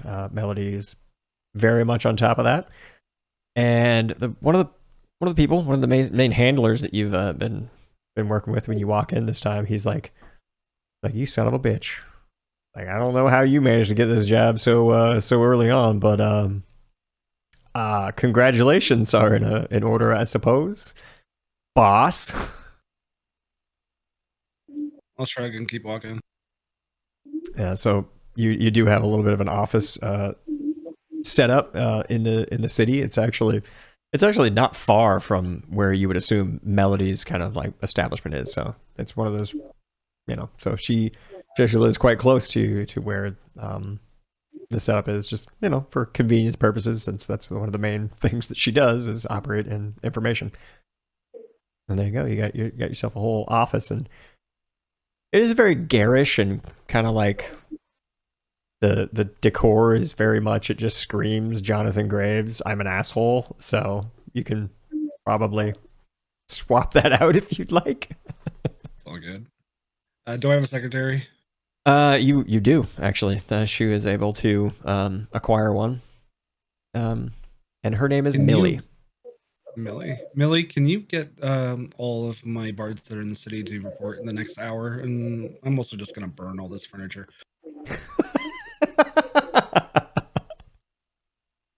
She says, I will put out the word right away. Just so you know, there aren't too many in the city right now. Most of them are out doing field work. But I will put out the word as soon as possible. And she scampers off. I begin putting furniture in the bag of holding and dumping it out in the front yard. It's a bit of a bonfire, huh? All right. Awesome. So roughly hour 15. So there's about 4 or 5 people that you recognize as they were probably roughly in terms of skill right around your same level of maybe 2-ish, 3-ish. But you just see them as fairly new to the profession of bard, but there's not too many bards out there that are super skilled, and most of those are probably out in the field doing some type of investigative work. Okay. Well, as I light the pyre on fire. So out with the old, in with the new. You had old marching orders about just repeating whatever he told you to. I want you to actually just tell the news, good, bad, indifferent. I don't care. If I hear you lying about anything, you'll be in this fire. And I'll do an intimidation check.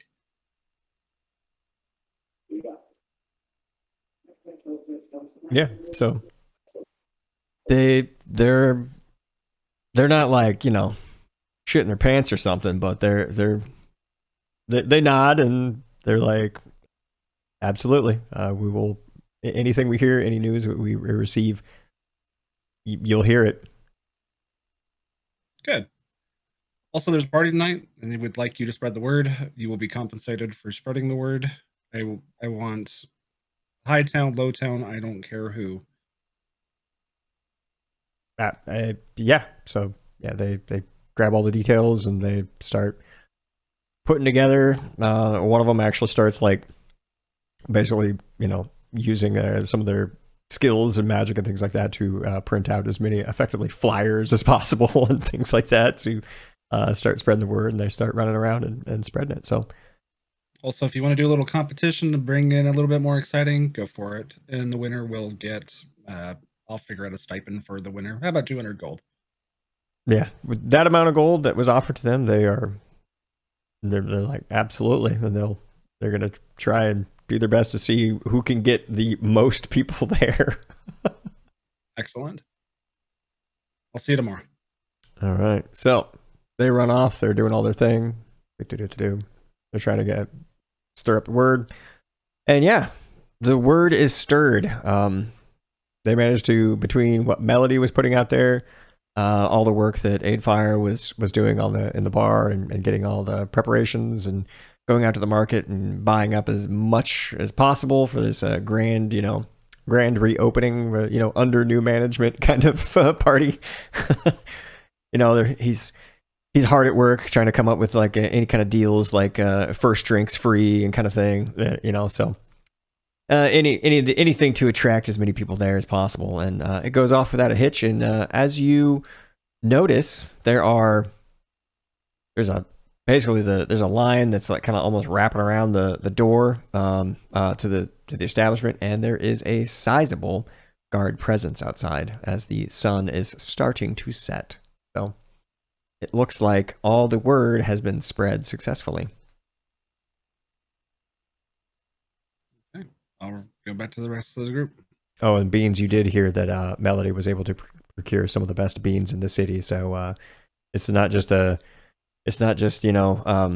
great smoked meats and ale that's on the menu. It's some of the best coffee you've actually ever tasted. Yes. Yeah. So beans is like at least for the next minute, almost effectively under the haste spell, as he's been like chugging so much coffee. Well, I do have fast hands now. I'm just saying. All right. So, with that, are you all ready to? No. No. All right. No. No. Something about going someplace to see somebody that she's seen a dozen times.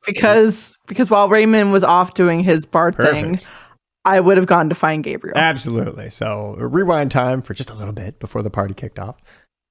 Morgan. Sorry, not sorry. No. It's fine. I'm just chatty, talking. So you do head over to the tavern where Gabriel is staying. And he is down there having breakfast right around the time that you probably left.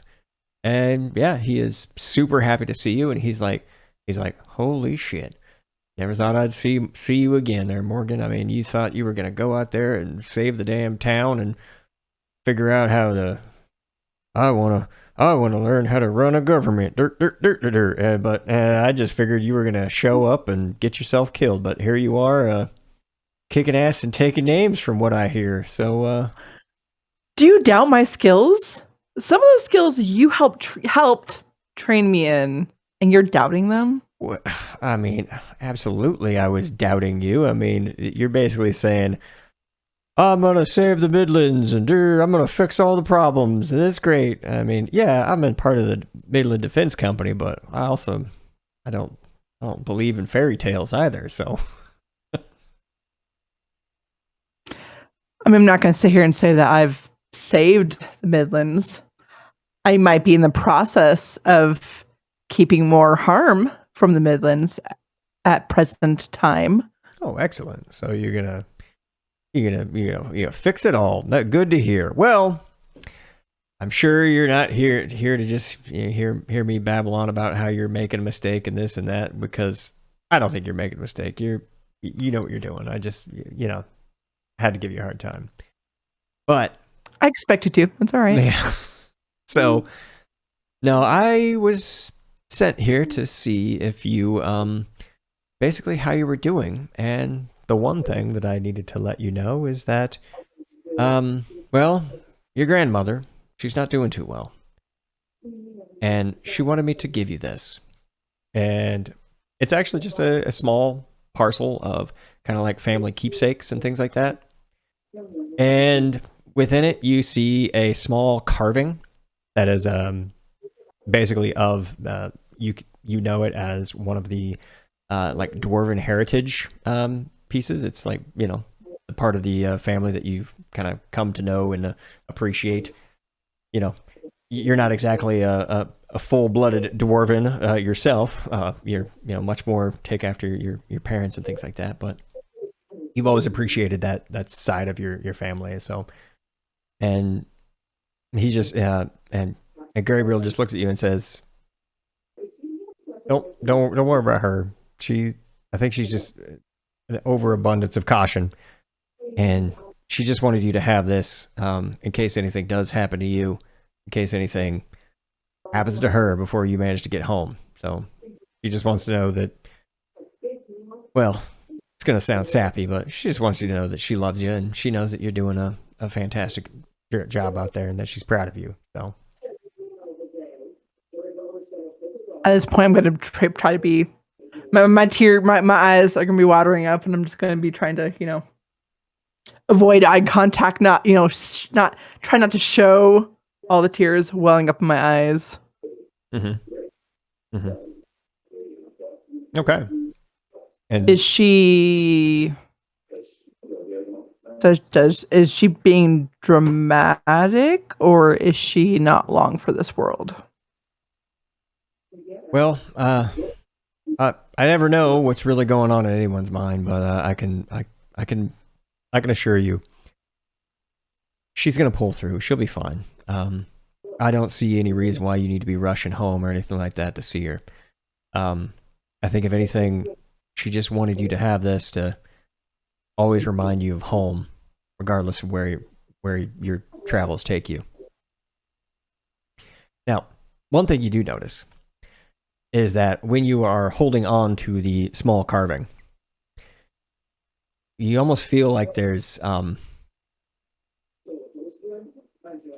it's almost as if a some part of you, like you almost feel like you could take on the world. Like it's almost like it's inspiring you to carry on and do more. But in reality, what it actually is it's tapping into your dwarven heritage. And while it is in your person, I'll just say you have the trait of basically dwarven ancestry. And you have, and I'll update your character sheet in the background, but it means that you now have one more hit point for every level you gain. So you have the like sturdy trait, just like a dwarf does.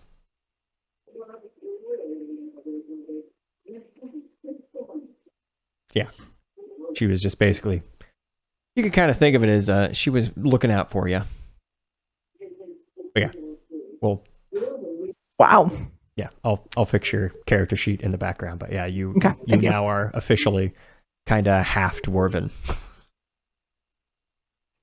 Fuck yeah.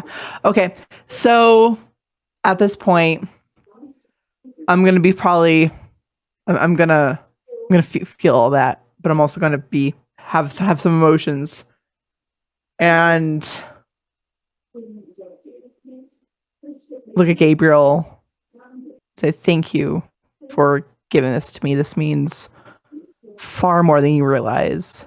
And at this point, I am going to take, because I have, in addition to my magical dagger, I have those two hand axes I had in the beginning. And I feel at this point she would recognize those hand axes as, ones that I would fairly frequently take to the back of the tavern back at home near our base, if you will, and use it for target practice to throw hand axes. I'm going to take one of them. I'm going to tie a bandana I have around it, one that she would recognize as being from me, and give it to Gabriel and say, please give this to her, share my love with her, and tell her that I'm going to keep fighting, so she has to keep fighting. Yeah, so Gabriel smiles and says, all right, I'll get this to her as soon as I can. And he kind of grabs you on the shoulder and says, I know you're going to do great out there. I don't think you're going to save the Midlands, but you might save something. Hey, never say never. So he laughs and then he takes the little hand axe and kind of does a little salute with it as he walks out and says, "I'll see you when I see you." See you when I see you. Thank you. All right. So with that, like I said, basically you can think of it as almost like your Constitution modifier went up, but it wasn't your Constitution modifier. It's just your kind of dwarven heritage that gives you +1 HP every single level. So that's what that was. Cool. Okay. All right. Now, with that, the party, there's a thing. Aidfire's having a grand old time. He keeps looking for Melody, maybe like she's going to show, but she doesn't. Damn, he's really sad. And with that, yeah, huge thing. Everything is going off great. You know, drinks are flowing. People are really excited about the coffee. Everything's going great. And would you like to head on your next mission? All right. Sure. What are Let the me odds see. I would be able to find a healer's kit in town? Oh, yeah, absolutely. Very good odds. Very good odds that you would be able to find that if you wanted to grab something like that. I think they're actually pretty cheap too, so feel free to pick one up. Gold. Yep, you can go ahead and throw that in your inventory if you would like one of those. All right. Let me grab your tokens. I need to copy them over here, but give me 1 second, and then we will get this party started.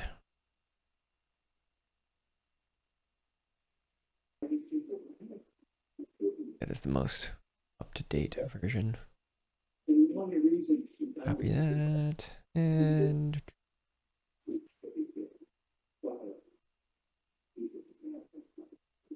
all right.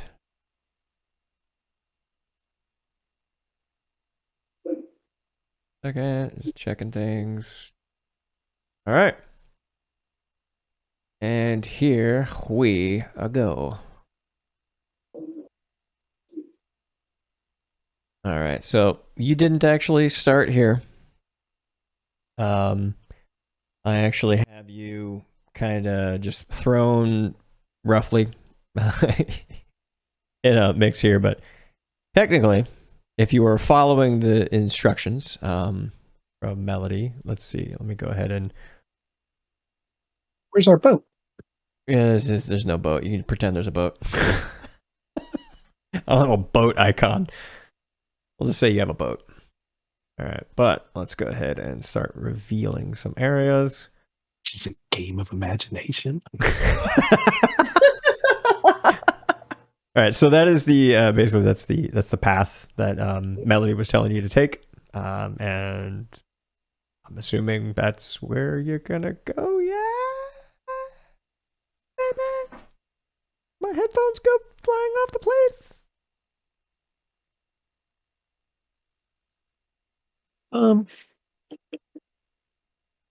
Unless somebody's gonna spelly fingery things, I guess I could kind of try to quietly look ahead. Well, as you approach on, so just so you know, just what's going on here. So this actually is right in the ocean, because the actual cliff face of Inorawn is like just the cliffs right off on the edge of the coast. Okay, so you could try it, but you'd have to swim to try and sneak in.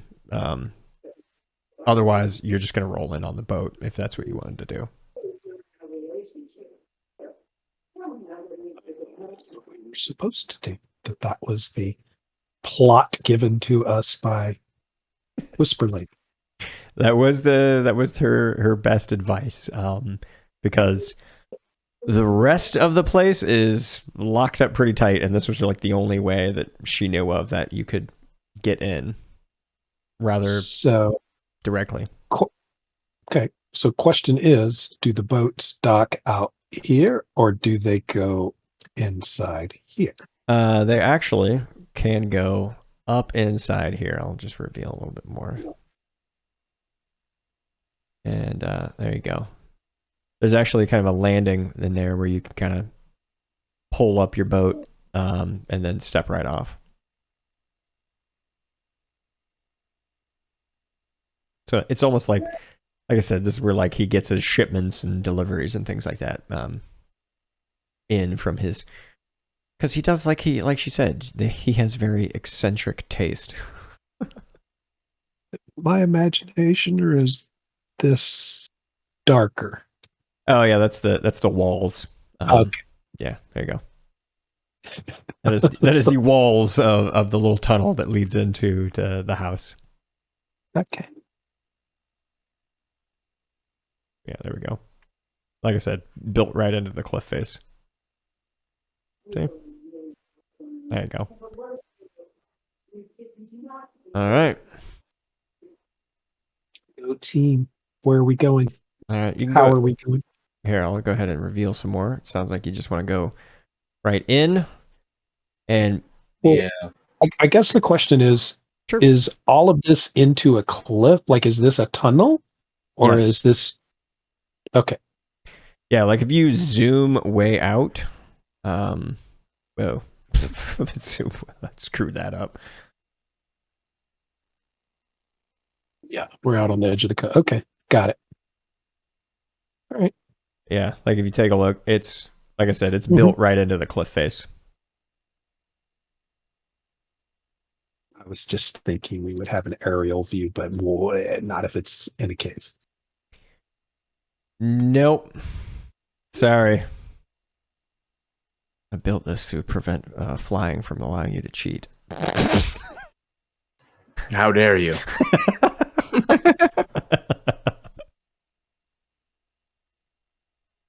All right. So are we boating in? Are there any boats- I don't swim. And I don't swim particularly well either. It's bad enough that I have to be on the ground with you filthy ground dwellers. All right. So we're just going to say that you I regularly thank you very much. boated in. So go ahead and throw your tokens in wherever you would like. And everyone, as you step off the boat, give me a stealth check. Oh boy. Ah, One of those. Well, I guess out of my disadvantage roll. Doesn't mean I'm good at it, but I have.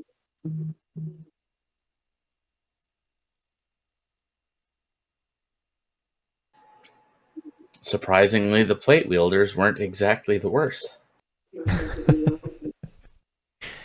All right. So stealth. Do. Ooh, beans. I feel like as you stepped off the boat, I don't know, like the amount of coffee that you've been having recently was it was getting to you, and I don't know, it's like, let's just say, sometimes lots of coffee kind of gives you the poops, so you're like you let one rip, and let's just say someone heard you. So everyone go ahead and roll for initiative. I was gonna say, like, I know, like, I'm assuming they're on the same where, like, I actually have disadvantage. I have a +2 in stealth, but it's disadvantage. So I think that's why there's the two numbers of the 16 and the 9. Yeah, I rolled a 4, man. I mean, I bet. Yeah, so I'm guessing Oh, yeah, 9 yeah. is mine because Yeah, of disadvantage. Yeah, Morgan, you kind of splish splash a little bit off the boat, and I'm a klutz. I get it. It's a thing. there it is. You step off the boat. You're like, "What are we doing again?"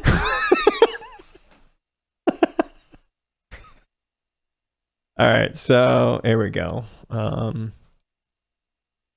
see. Right, we'll say right there, and yeah, let's. All right, where's that turn tracker? There's my turn order. So yeah, let me click on that. I didn't. Oh, I was clicked on my thing. Okay. Yeah, same. Okay, yeah. Oh boy. As soon as I clicked it, all sorts of stuff. You altered the sorting. Breaking things. All right. So let's see. I see Beans got the 21. There you got the 13. You're sorting from low to high at the moment. No, there's multiple copies of you. Oh, So we're gonna delete. cool. We're gonna delete this Beans. I don't want to be deleted. Well, you know you want to keep your 13, or you don't want to keep your 13. You want your 21. So remove. Oh, okay, sweet. There we go. Perfect. All right, Beans. Here, let me go ahead and try this out here. Oh, perfect. This is beautiful. Give me 1 second. Go. Initiative. There. Do. Good to go. And then we're going to go with this one here too. Some initiative. Ooh, there we go. And then there we go. Beans, you are up. You currently do not see anyone from your vantage point. Let's see. Oh, wait. Yes, you do. I'm seeing where you're standing, and this is a well-lit location, so let me go ahead and reveal. The only target that you see that basically was like, halt, what are you doing? Whoop. Let's see. There you go, up at the top.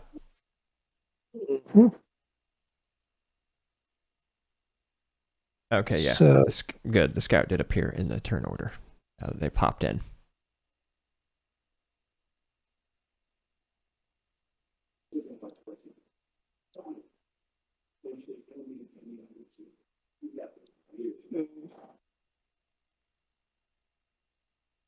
going to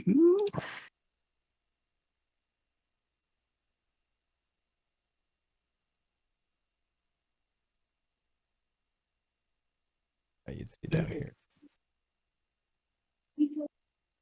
and let's see how the crossbow's working today. All right. Woke up and chose violence today. Well,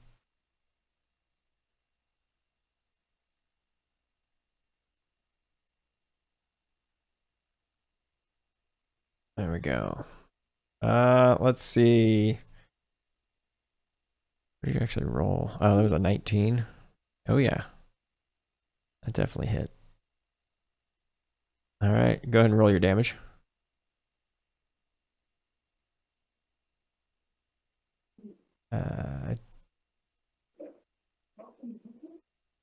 By the way, what do you have the special little thing where you get sneak attack? If you're the first to act, I think that was the assassin subclass that gets that. no, I fall under thief, so I don't have that. Okay, I have basically an extra move. got it. Okay, so you dealt 8 damage, right? That's 8 without the sneak. That's what I'm seeing. Yes. Why did it made it a critical is why that. Yeah. So I was kind of like, yeah. All right. It appears to be 8 damage. We'll go ahead. Okay. Minus 8. And there we go. Your health has gone down. All right. Anything else there, Beans? Before we move on to the next. Actually, yes. I'm also going to use my second movement to take cover. Okay. All right. Give me a perception check there, Beans, as you step right there.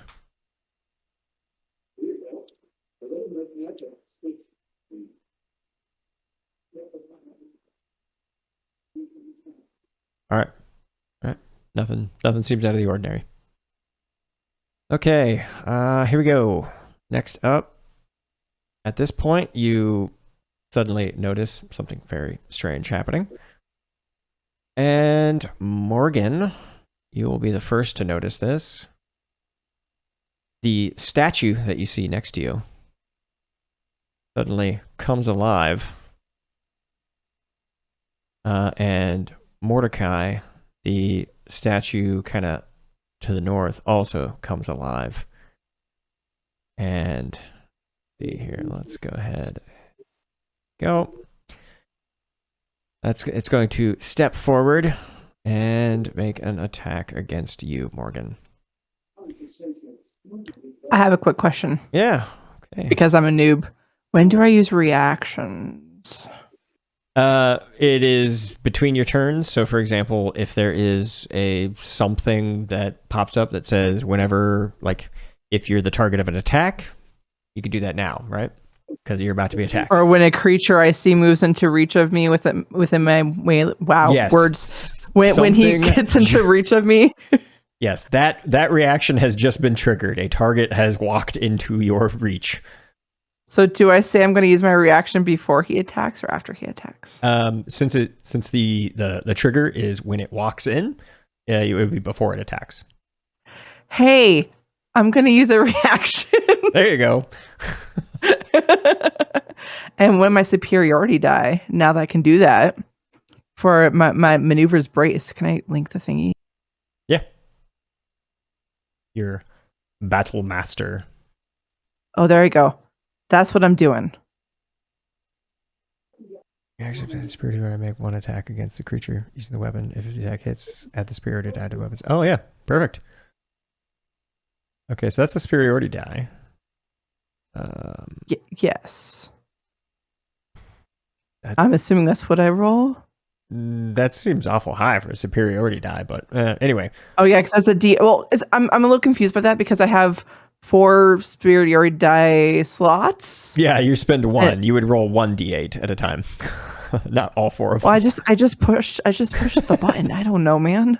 I don't know this Google foo. We'll say that it was the 8 because that was actually the first one in the order if you kind of hover over it. But go ahead and make an attack roll with your battle axe.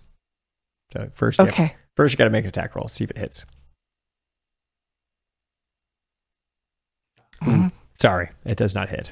So I'm guessing I still spend that superiority die. Yes. Okay. Yes, you do. Bummer. Okay. Well, that was a thing that has happened. Well, I've learned things now. Hey, well, it's pretty sweet because you can do that every single turn. Well, like 3 more times. Well, yeah, obviously. But anyway, this one is going to attack you, and it is going to make 2 attacks against you. First one is going to be a 13 to hit. Nope. And 18. Nope. Oh yeah, your AC went up. I'm at 19 now because that freaking cloak actually. My cloak. Your little flappy flap. Perfect. Yes, my flappy flap. Oh wait, let me bring this back up because I have another suit of armor that needs to attack as well. 1, 2, 3, 4, and it's going to make 2 attacks against you there. Mordecai. Nope, misses. That one hits. That one hits.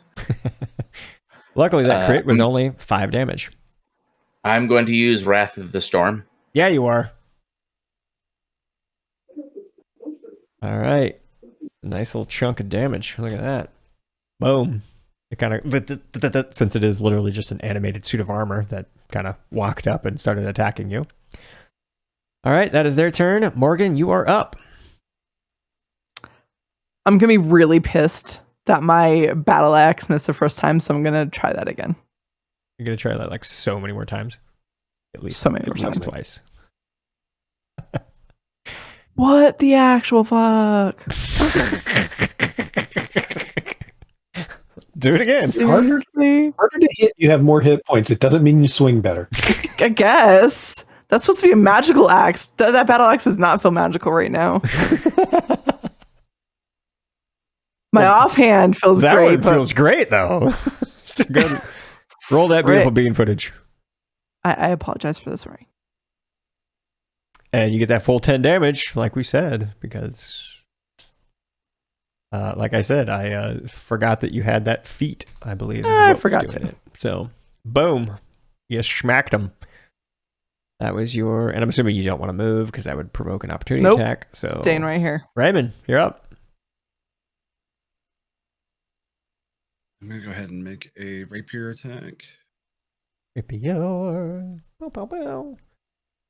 Nope. Yep, that's a miss. That's all I got. All right.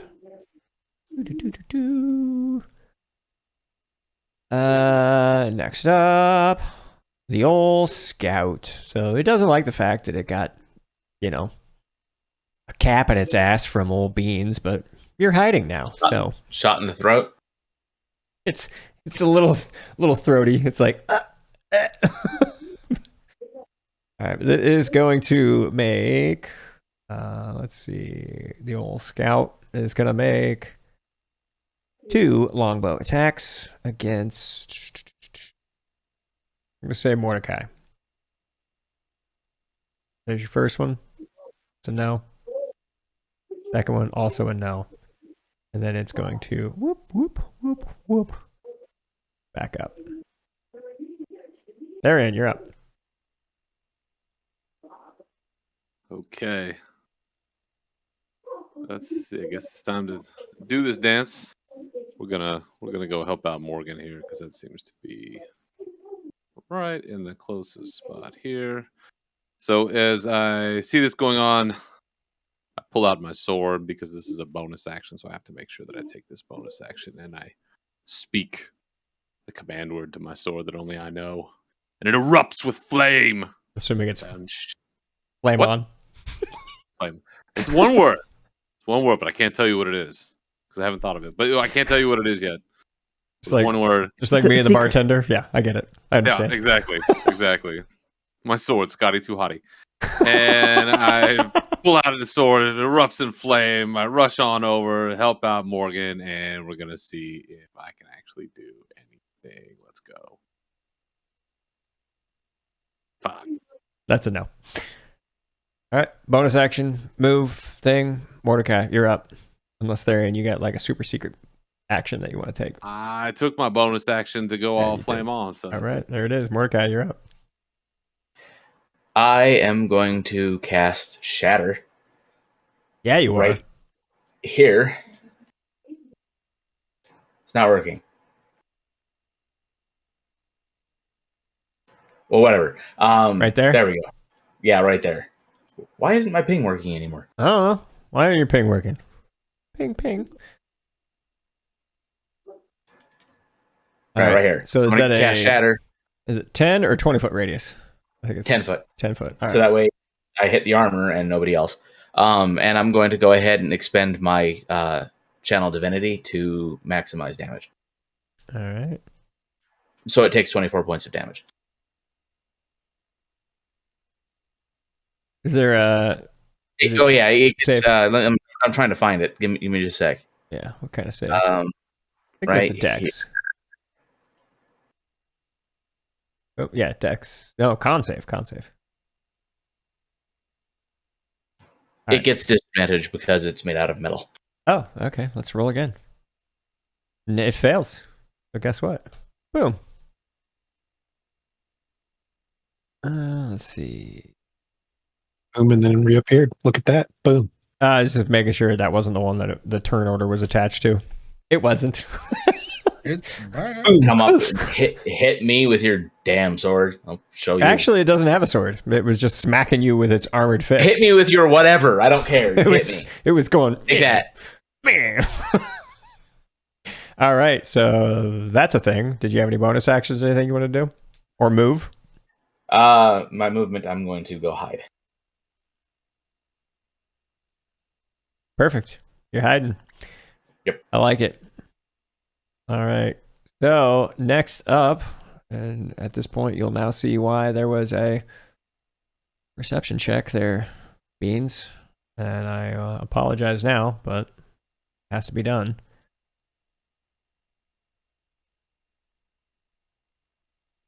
There are 2 swords that come off that sword rack that are now flying swords, and they are both going to take an attack on you. Uh, All right, so let's see. False. 15 and a 6. Looks like they get. Okay, yeah, they just both take 1 attack. So good news there. So it's not like you're getting 4 attacks, but yeah, that one's gonna fly over there. Here's the first one. Gonna chop through the stone. Well, I mean, it's yeah, it'll be it can reach around. It gives a good, nice reach around. So does 17 hit? Yep. All right, so that's 5 damage, and then this one is going to. That one's probably gonna miss. Yes. All right, so that is their turn. That's all they're gonna do, and Beans, you are up.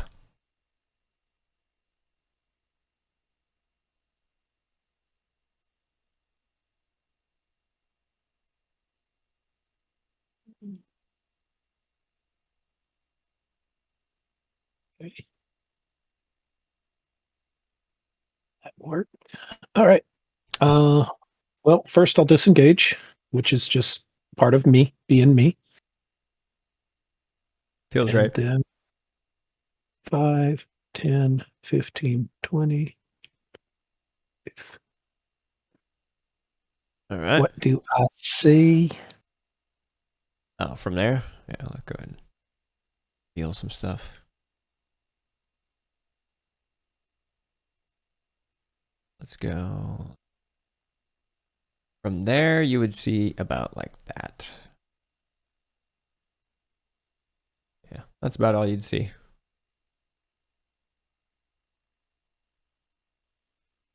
From there. You could peek around the corner. From there, you would see. That's the scout, and a cat jumped up and was like, "What's going on? How you doing?" Luna cat. That's fun. Okay. So as my attention was obviously focused on Scout, gonna arm around the corner and ping at him. Perfect. Give me that beautiful roll.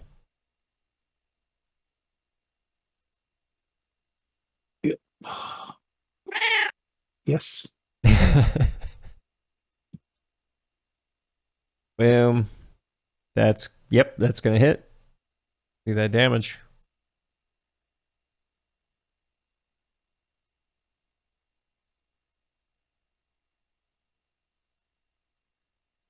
All right.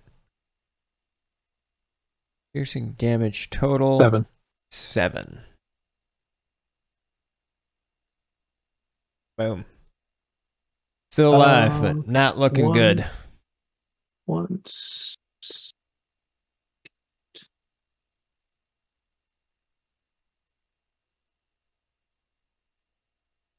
Why is that?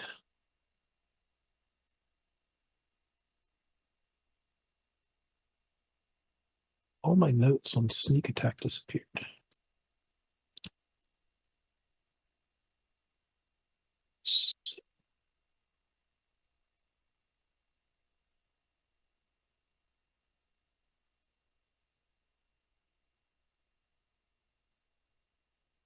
Nope, not within 5 feet of me. Yep, he's still alive. All right. Sounds good. Any other movement or anything like that you wanted to do, or are you good? I mean, I think you used your bonus action to disengage. Yeah, disengaged. And then that was at least 5 squares of movement, which I think that's what you have, right? I'm hanging out here. All right. It's the armor's turn. Automated armor. And yeah, it's going to go for Morgan still.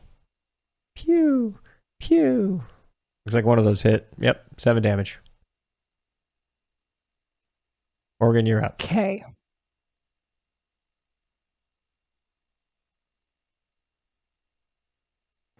All right, I'm gonna swing with my axe. Yeah, you were. Nope. That axe is getting slightly more and more magical with every swing, but still not magical enough. Yep. You want to go again? That offhand seemed to work. Yeah, that's a hit. Yeah. Roll damage.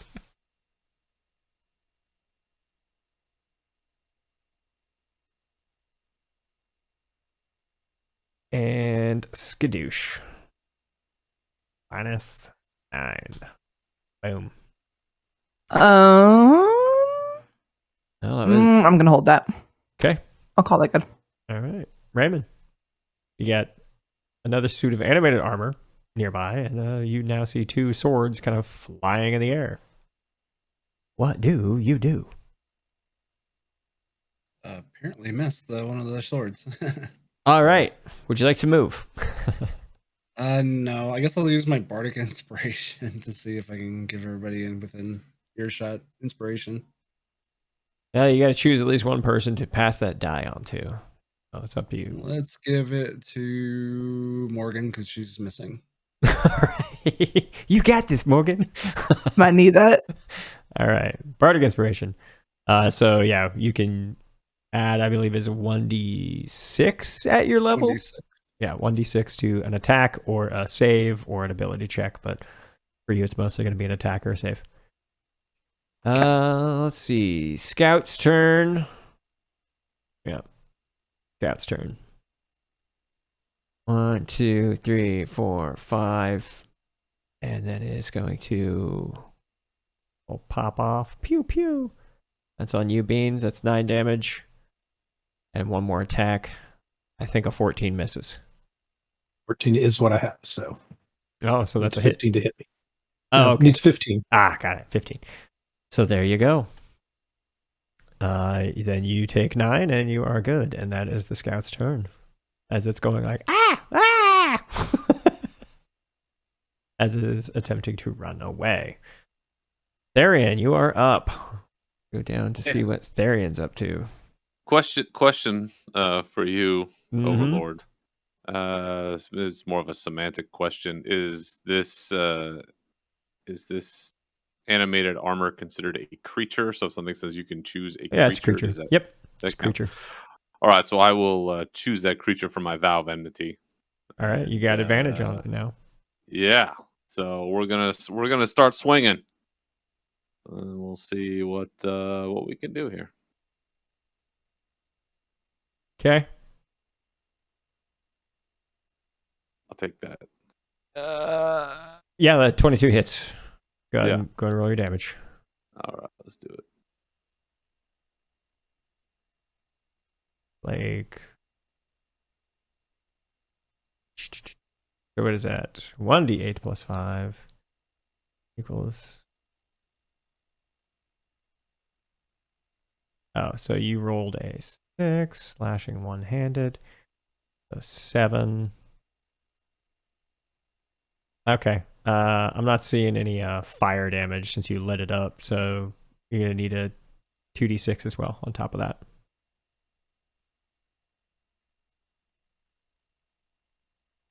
All right, yeah, 2d6. So that is going to be 14. And that's a dead animated armor. Boom. And You have vanquished the armor. yeah. And let's see. Guess I can move, right? Yeah, absolutely. I'm gonna come up here. Let's see. Hold on. Let's see. 5, 10, 15, 20, 25, 30. Trying to come up here to back up Beansy. Any more? I think that's as far as I can go. All right, yeah, so it's bonus action move. 30. Maybe that's 30. I think. Yeah, that's 30. there you go. All Mordecai. Let's do this. I am going to cast Sacred Flame on that sword right there. All right. Oops. Flame. Dex? Yes, Dex. Yes. That's a no. So it's going to take how much damage did you roll? 4? 4. Yep. Oh, there it is. Took some damage. And then I'm going to come and cower behind Morgan. All right, yeah, so you like hop across the boat as it pulled up, and then you run over there. Yep. Yeah, you can do that. All right, flying swords. What is their speed? Oop, 50 feet. They can fly. Yeah, they actually have a 0. Their speed is 0, but it's a 50 fly speed. All right. It's going to be 2 attacks on Raymond because you were next in line. Looks like 1 hit. 1 did hit. Yeah. There it is. And Beans. There is a scout off in the distance. Not going to be that distant there. Well, that's fine for this shooting again. All right. Okay, well, go ahead and make your shoot your shot. But there, Beans, I'm going to go ahead and reveal what you just saw as you ran past there. Fine. So it may... Yeah, go ahead and make your attack, unless this changes your mind. Nope. Okay.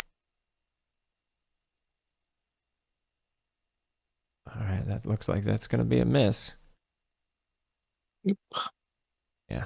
As you ran past there, you saw what appeared to be some type of half-dragon creature that definitely notices what was going on now. Is likely about to join in the fight. Cool for him. I'm going to use my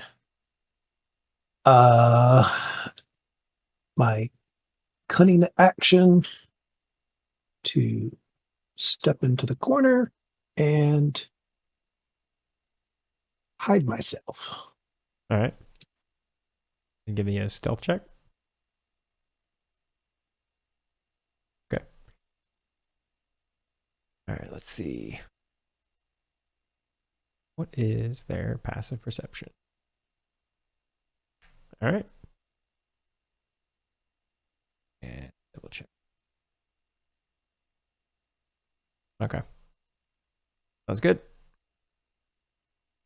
All right. Beans is done. Morgan, you are up. Our 2 flying swords down here that just attacked Raymond. This might be a silly question, but can I actually swing my battle axe at them Oh, if yeah, they're yeah. flying? You just Okay. attack them like normal. Didn't know how logical we're going to be or what. It's magic. It's magic. I'm going to take a step forward and take a swing. Yeah, you are. All right. Let's see the attack. Let's see, where did the old flying? Just gradually getting better. Itty bitty bit.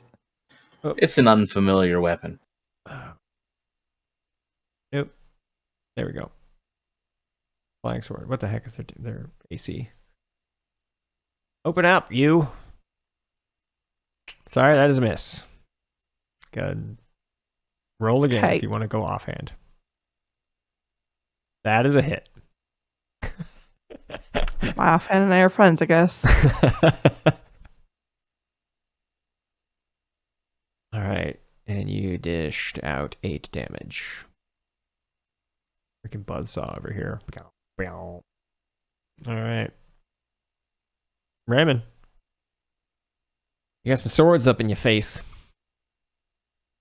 Yeah, and I got a sword I can't even use, apparently. All right. Anything else, or you good just standing there? I guess I live here now. All right. I could use a bonus action to drink a potion, I think. I'll do Yeah. that. Yeah, you can. All right.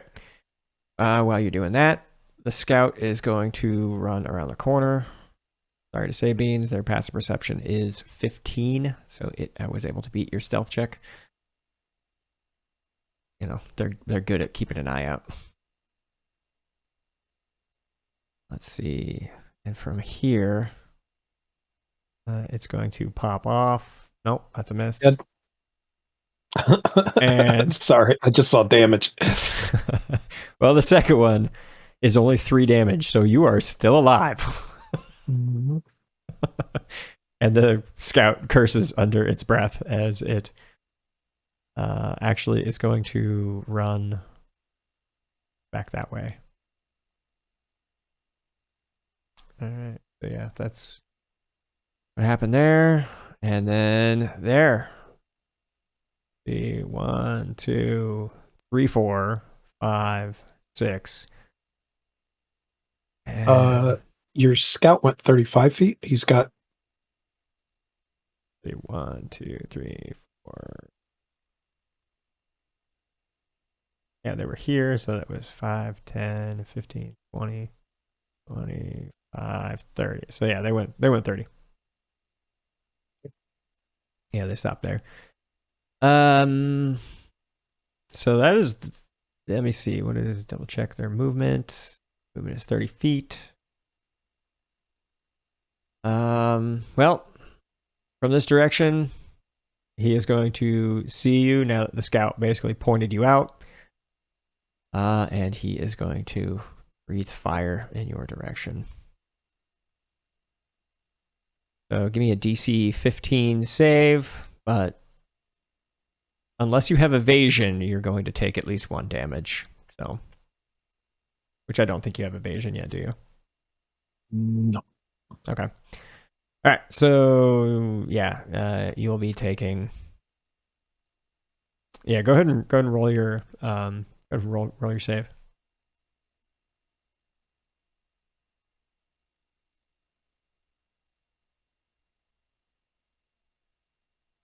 Okay.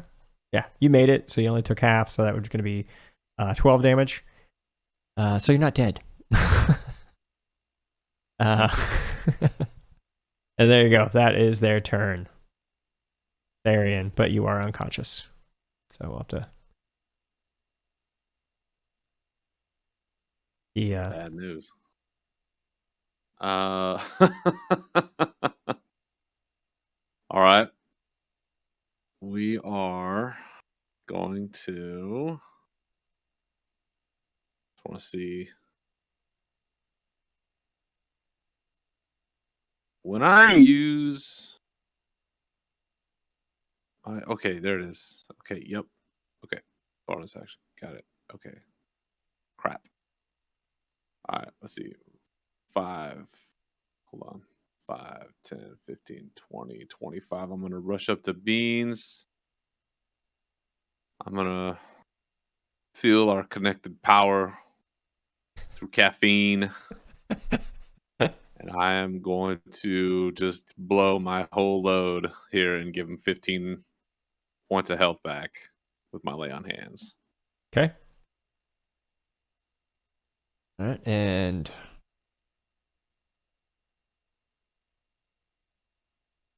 you gonna stay there, or are you gonna move more? I don't know that I'm gonna move anywhere else, but as my bonus action, I'm going to use my Vow of Enmity on this dragon-looking motherfucker right here. Okay. How many times can you do that? I can do it every time. I'm gonna I look. don't know. Doesn't say that I don't have so many uses for it. Well, I'll look at it later, but I will say, yeah, it's totally fine this time. you got your vow going. If I can only use it once per combat No. deal, Yeah, then- I think it's more than once, but yeah, we'll take a look at it later. Not a big deal. We're gonna wrap up soon, so we're just gonna say, yeah, you got advantage on this dragon, dude. Cool. But I think that's it. I'm good. Mordecai, there's some swords, and then Raymond and Morgan down here. There are some swords. I'm going to. Step up next to Morgan. Unsling my shield, ready my spear, and jab at the sword. Perfect.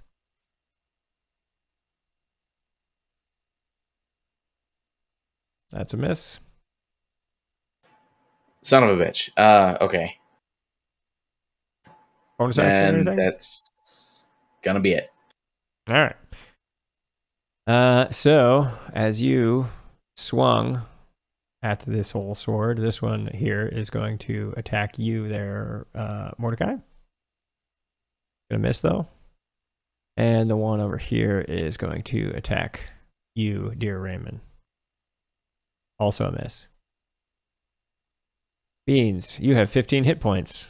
And you are currently prone because you were knocked unconscious but then brought immediately back. What would you like to do? Oh, I don't know. I guess stand up. Okay. Seems like that's good first part.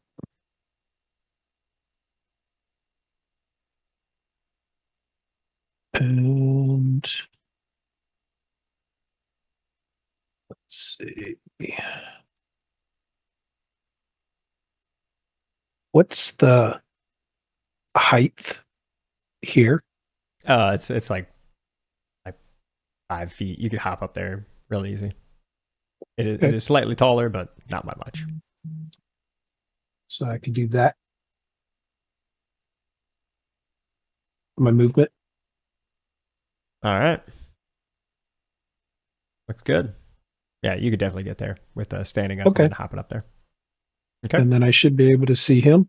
Yeah, you can. Now that you're at you got the high ground, Anakin. Mhm.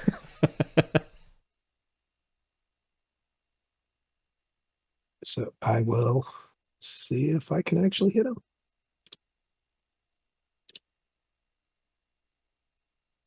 Nope. Well, No. probably.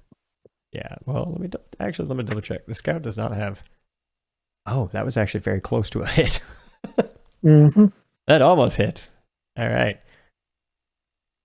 Morgan, you are up unless Beans is going to do anything else, but I think he Nope. got it all. All right, Morgan, Beans is dunded. swing away. I'm going to take a deep breath, kind of adjust my grip a little bit. Come on, main magic hand. Battle axe. I'm going to glare at the sword. I'm going to take a swing. All right.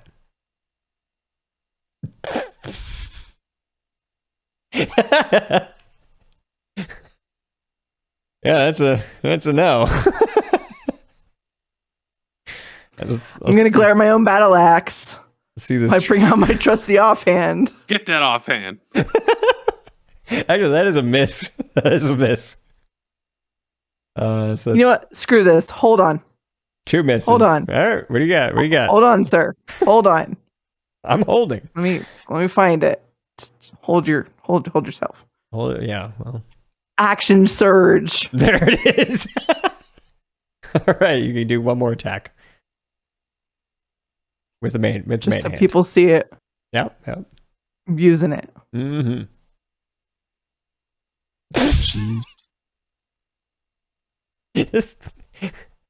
I apparently gave you a cursed item and I didn't even realize it. Damn you.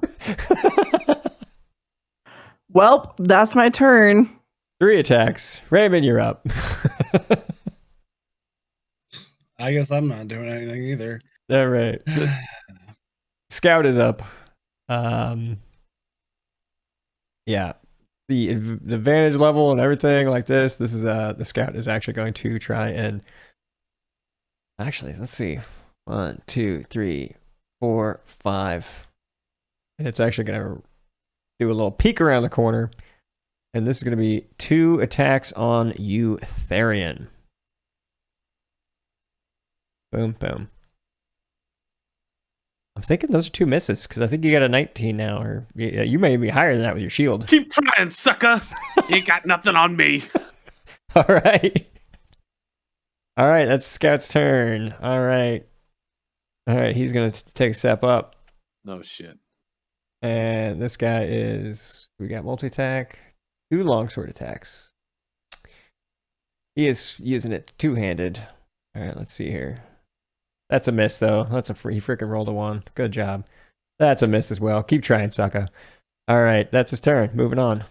Oh, wait, I am going to... go ahead, Terry. Go ahead, make your attack. Yeah, we're gonna swing on him here. I gotta roll something in the background. That's a hit. All right, and then we'll do. Oh, hold on. No, not that. Yeah. Nope. I think that's, Oof. I think that's 22. That is 22 damage, yeah. That is quite the chunk. I'll just offer it up. Do you want to do any divine smite too? I mean, it's... You read my mind. I was thinking about maybe throwing a little divine smite on there just because that's a lot of fun. So let's see. Explain what does it deal. 2d bang. Let's do another 8. That's 30 damage in one hit, so get some. It's beautiful. It's beautiful. Mordecai, you are up. Try to take out my boy Beans. I am going to go ahead and jab at the sword with my spear again.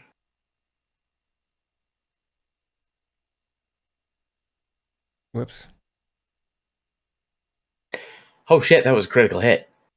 Yeah, it was. I don't know what I did, but I'm glad it didn't work because I didn't have a token selected. All right, let's see. That is 9 damage. Oh, good. I'd like to thank everyone here for attacking the one first that I did not have the turn order attached to. It's been great. You're welcome. I did that just for you, Jin. Yeah. Fantastic. All right, so you got a bonus and a move. Would you like to take advantage of the bonus action and a move, or are you good? I'm good. All right. Blind sword. 1 long sword attack. 14. I think that may hit. 8 damage if it does. On you, Raymond. And that's its turn. Beans, you're up. This guy's really pissing me off. Don't worry, his dragon breath did not recharge. I rolled for it. Oh, yeah. I'm not. He's not the one that's pissing me off. Yeah, the little shooting match you and the scout are getting into. Dragon guy. I don't even blame him for breathing on me. So, yeah. He walked in here. What's going on? He coughed and he killed you. Exactly. Give a sheet. All right. Let's see if I tried changing something on the. See if this changes what this does. All right. That is a hit, though. And you can roll your damage just to see how dead they are, but they are dead. I'm still curious on why it keeps greening everything. I turned off the advanced. I don't know. Well, we can figure it out one day, but not today. Oh, yeah, super dead. All right, Morgan. There's the sword that you tried to attack 3 times. Your buddy Mordecai. Oh, this is the other sword now. Yeah, now you got the other sword to take out. Here's a random question, dear GM. Can I swing with my offhand first? Yes, you can. There's nothing saying that you can't. Yeah, you can take your bonus action first. I'm gonna take a couple steps forward, and I'm gonna swing with my offhand first. All right. What? It's a miss. But it's a pretty good swing, but that is a miss. Okay.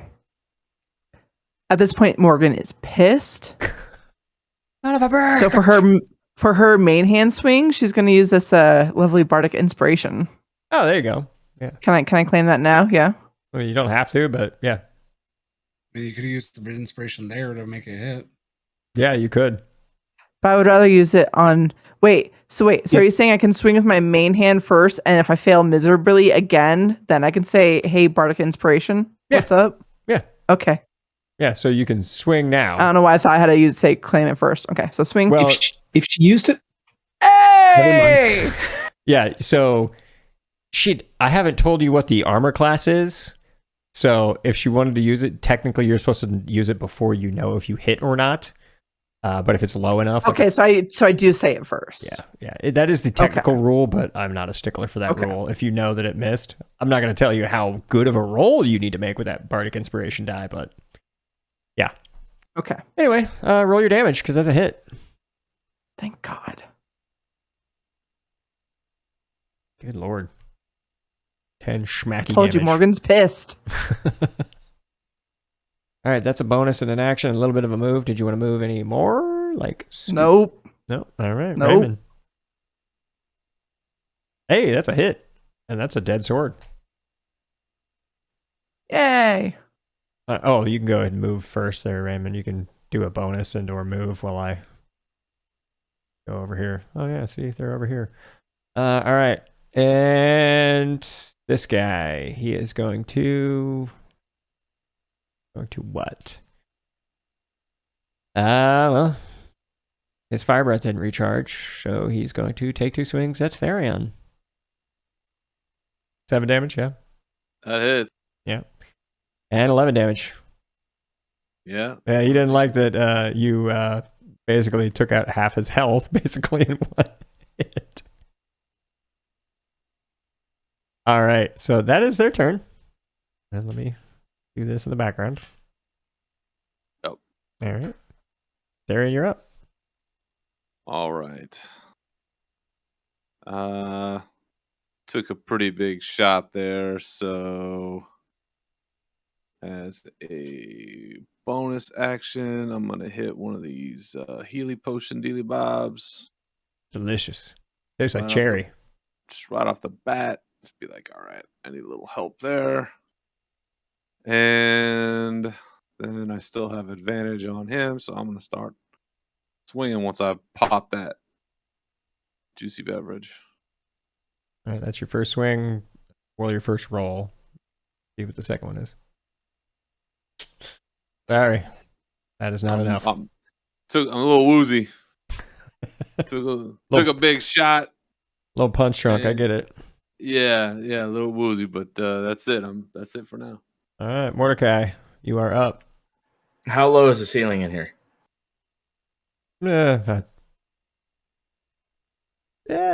I'd say it's about 15 feet. So I have enough airspace to actually take wing a little bit? Yeah. At least to fly forward? Yes, if you wanted to take advantage of your higher flight speed, you could get off the ground, yeah. Not super high ceilings in here, but... Right. I'm just going to kind of get, 7-8 feet off the ground and fly forward. Yep. No hovering. I can't see the freaking grid here. Yeah, the map's a little weird.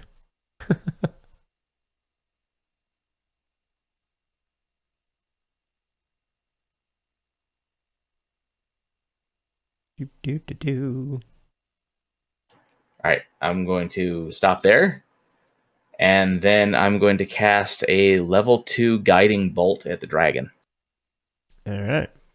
Let me know what that save needs to be. I'm working on it. Guiding bolt. It just rolled a hit, actually. That's a miss then. Son of a bitch. Yep. All right. So if it's an attack roll, guiding bolt. Yeah, that's just an attack roll or a spell attack, basically. So. Yeah, basically. Scary. Yeah. Well, I mean, I see that. I see now that you roll a 2, so that's a. All right. Rolled it. Oh yeah, I did roll a 2. Yeah, on the die it was a 2. Yeah. All right. Beans, you are up. Unless Mordecai, you had anything else you want to do? You had a bonus action, maybe? No. I don't have anything I can do as a bonus action, so no. All right, cool. Beans, go for it. Yasu's going for a sneak attack. We like to call those neck shots. Get him. That's a no. That's big. It's a big fat no. Yup. All right, you can wrap up any additional movement or bonus actions, but Morgan, go ahead and go. Wrap this guy up so we can wrap up this session. I would love to, but I can't. You could double move and then just stop and glare. Actually, you could double move and get an offhand attack. I can double move and do an offhand attack? Yeah, you can downgrade. Fine. Yeah, you can downgrade your action to get a double move and then at least still get that offhand attack on him. Well, that's what we're gonna do. Because one single attack puts me to where Mordecai is. That's an issue. So I will definitely double move. Yeah. It's I'm gonna go over to here. Perfect. And I'm gonna swing that lovely offhand. Yeah, you are. Raymond, you're up.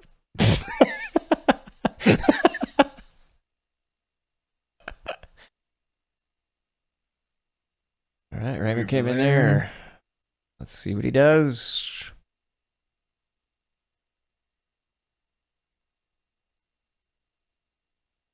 Nope. Not enough. Oh, the dragon. He's feeling a little like, whoa, what is going on? But he likes the fact that he was able to really wail on Eutharion, because he really doesn't like the amount of damage that you can pump out. So he's gonna do this. Pew. Pew. Oh, one hit at least. One hit. And he's looking around. And I just looked at his character sheet, and technically he's going to gain a little bit of health back because he technically has fire resistance, so he only took 5 of that 10 damage you did with fire. So there you go. So he only took half fire damage because he's a red. So yeah. But yeah, Therian, you're up. Go for it. Got it. All right. I see how it is. It's the rules, man. It's the rules. All right, buddy. I got some. All right. Let's see. What do we That got? is. What do we got with that? All That right. is. Let's do that. Let's do that. You want to roll business. again just to see if you crit? Because you do have advantage, just in case. 5%. You know what? Why not? It was a better roll. God. Oh, one So off. close. One off. So Look at that. close. Hit him with that. All right, so that's going to be 15 damage. Yes, because I halved the fire damage. So as I come through with the left hand with the fiery lick and just bang, just right into him, I come across with my right, bow, hit him with the Shield Master shove. All right. Try to knock him down. Knock him prone. Go for it. So I have no idea how that works. It just sounded fun. We're going to go ahead. I believe you make a strength check, and he's going to make it a contested one, basically, to see if he can still stay standing. I believe is how that works. Strength check. Do I just click on the strength? Yeah, it should roll it. Yep. Okay. Yeah. Oh. Get some of that, bruh. He is knocked prone. Yay, everybody hitting him now gets advantage. Get him! Everyone except Beans, because now he'd have disadvantage if he was shooting from a distance. But he could pop up and stab him with a dagger or something, and then he'd get advantage. All right, so yeah, the old dragon is prone. Mordecai, you're up. There's a dragon laying on his back that just got knocked on his ass. Reminded of that scene from Lord of the Flies where all the kids are stabbing the monster while it's laying there on the ground, but no. Wasn't the monster Piggy or whatever his name was? Yeah, the monster was just another one of the kids. Yeah, of course. I'm gonna go ahead and step forward and stab at him with my spear. Well, you got advantage.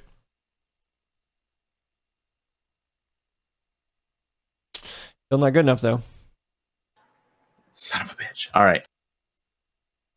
Beans, you want to roll at disadvantage and attack from a distance, or you want to hop down and stab the prone dragon? Actually, it's not a disadvantage for me because he's within 5 feet of my attacker, so I still get sneak attack on him. The attack roll though would still be at disadvantage, but you would get the sneak attack damage because of your allies. If I do if you this, hit. Why would it be a disadvantage? Oh, because he's basically prone right now. Is why prone targets you get disadvantage. It's one of those things where it's like if people are It's like if they're like firing arrows at you. Imagine if you were to lay on the ground. That's basically what is happening. He's a smaller target for you now. Ranged attacks get disadvantage against prone targets. Yeah. But yeah, you could absolutely just run up there and stab him and then disengage away. I'll rapier stabs him.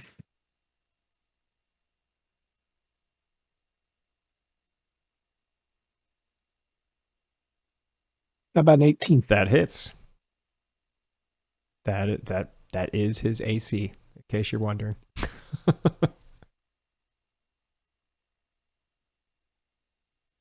Have a little bit of that. All right, let's see what his the full damage is. That is going to be 6 damage. Does that take into account? That doesn't take into account. No. Should be 8. Attack, does it? Another 8. Okay. It should be 8. 8 total. Why? Look at this. It's 4 plus 4 equals 6. What is happening? I don't know. We're gonna go with it's 8. Goku. All right. Did you want to back up Beans? Because he is probably going to stand Yeah. up. All right. Yeah. So you can basically disengage away from him. Morgan, you have advantage on all 4 or 2 of your attacks. So make 4. Come on rolls. now. Try and remember how to make it advantage. Like Maybe you hold down shift. Hold shift. Yeah, shift makes it advantage. Well, roll again. I don't feel like that made it advantage. It did not. So that's 2 misses. Go ahead and roll with advantage with your offhand, if I'm assuming that's what you're going to do. It's probably a good assumption. It is. Oh, you haven't spent your... I know. I'm thinking about using it. Yeah, you can. You're talking about the Bardic Inspiration? Bardic Inspiration, yes. Because that doesn't last like into the next session, right? No, it won't. Nope. Okay. Yeah, I'm going to use it then. I believe it lasts a minute. Oh. Okay, I'm going to use it. Well, don't worry. It's only been a few seconds. Combat is... every round is 6 seconds, so that would be 10 rounds. Fair. So do I do a... Just 1d6. Just Well, at 1d6. Roll 1d6. Just roll 1d6. Yep. How do I do that in the thingy? Type /roll 1d6 or d6. Yeah, boom. 2 6s. So you definitely hit because that brings up to a 20. So go ahead and roll your damage.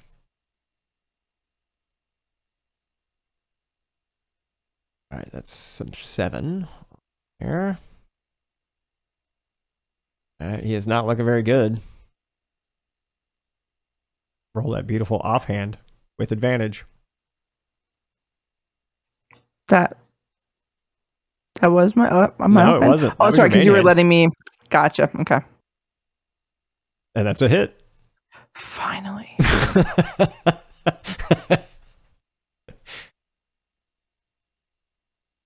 As you use your bardic inspiration, you hear the voice of Raymond. You got this. You got this, Mark. You got this. Thank you, Raymond. 4 more damage. All right, Raymond, you're up. Go get him, Ray. You got advantage too. You're swinging.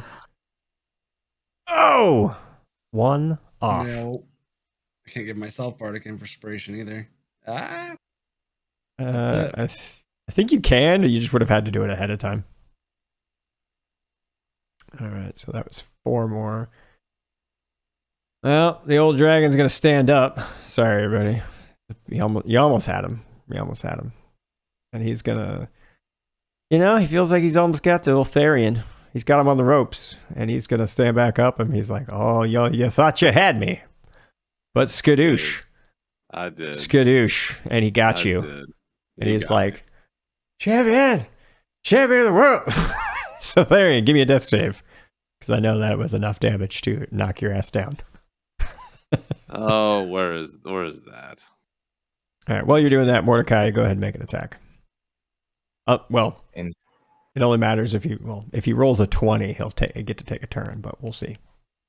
Where's the thing to roll on this gimmick for that? Yeah, just roll a d20. If it's 10 or above, you succeed.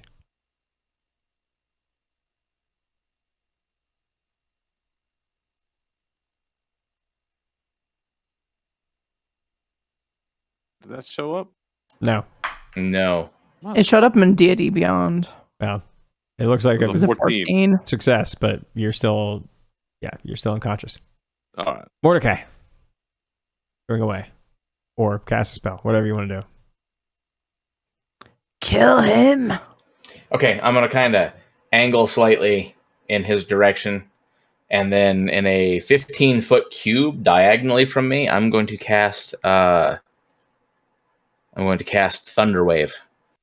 Yeah. Yep. That will not hit anyone else. Well done. You're like really good at geometry and stuff. So he's going to, I'm I can assuming, math. he is going to save. That is 7 damage, but that is going to be halved to, I'll say, I think it was rounded up, so 4. Okay. Beans. Beans, save the day. You no Okay. longer have- Standing. You can shoot him in the neck now. Yeah. He's standing. I wanted to shoot him in the neck last time. The last time you just poked him.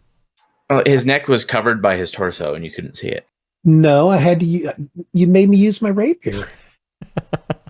Made me. Oh, you know what? Well, if I'd have put my hand crossbow away, I could actually hit him with my rapier and dagger. Oh well.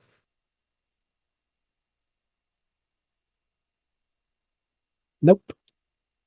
All right. Morgan, are you going to save the day? Dear Lord, I hope so.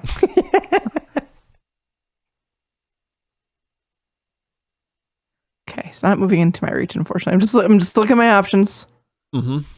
Just really at this point, I'm just gonna swing. Yeah. Main hand, do main hand first.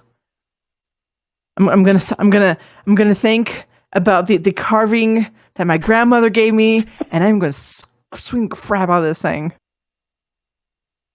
Yeah, you are. Yeah. It's not a crit, but Oh, it's thank God. impossible for you not to kill him. You can roll your damage. Oh, yeah. You killed him. All right. Well, there you go. End of battle. We are going to leave it there. You have successfully infiltrated the whole territory of this hole. You're basically in his basement. And yeah, that's it. I don't know if it's going to make any difference, but when I cast Thunderwave, there is a deafening crack of thunder that comes from that. No different. I mean, it might make a difference next time, but Okay. you're good. I guess before I forget, like after that dude dies, I will heal Therian for 18. There you go. Bless you. Bless you. Bless you. All right, perfect. Well, thanks everybody for hanging out. I'm gonna go ahead and end this stream. Y'all have been amazing. This has been a lot of fun. Thank you for this, because this was awesome. And we even went long today. Have a good one.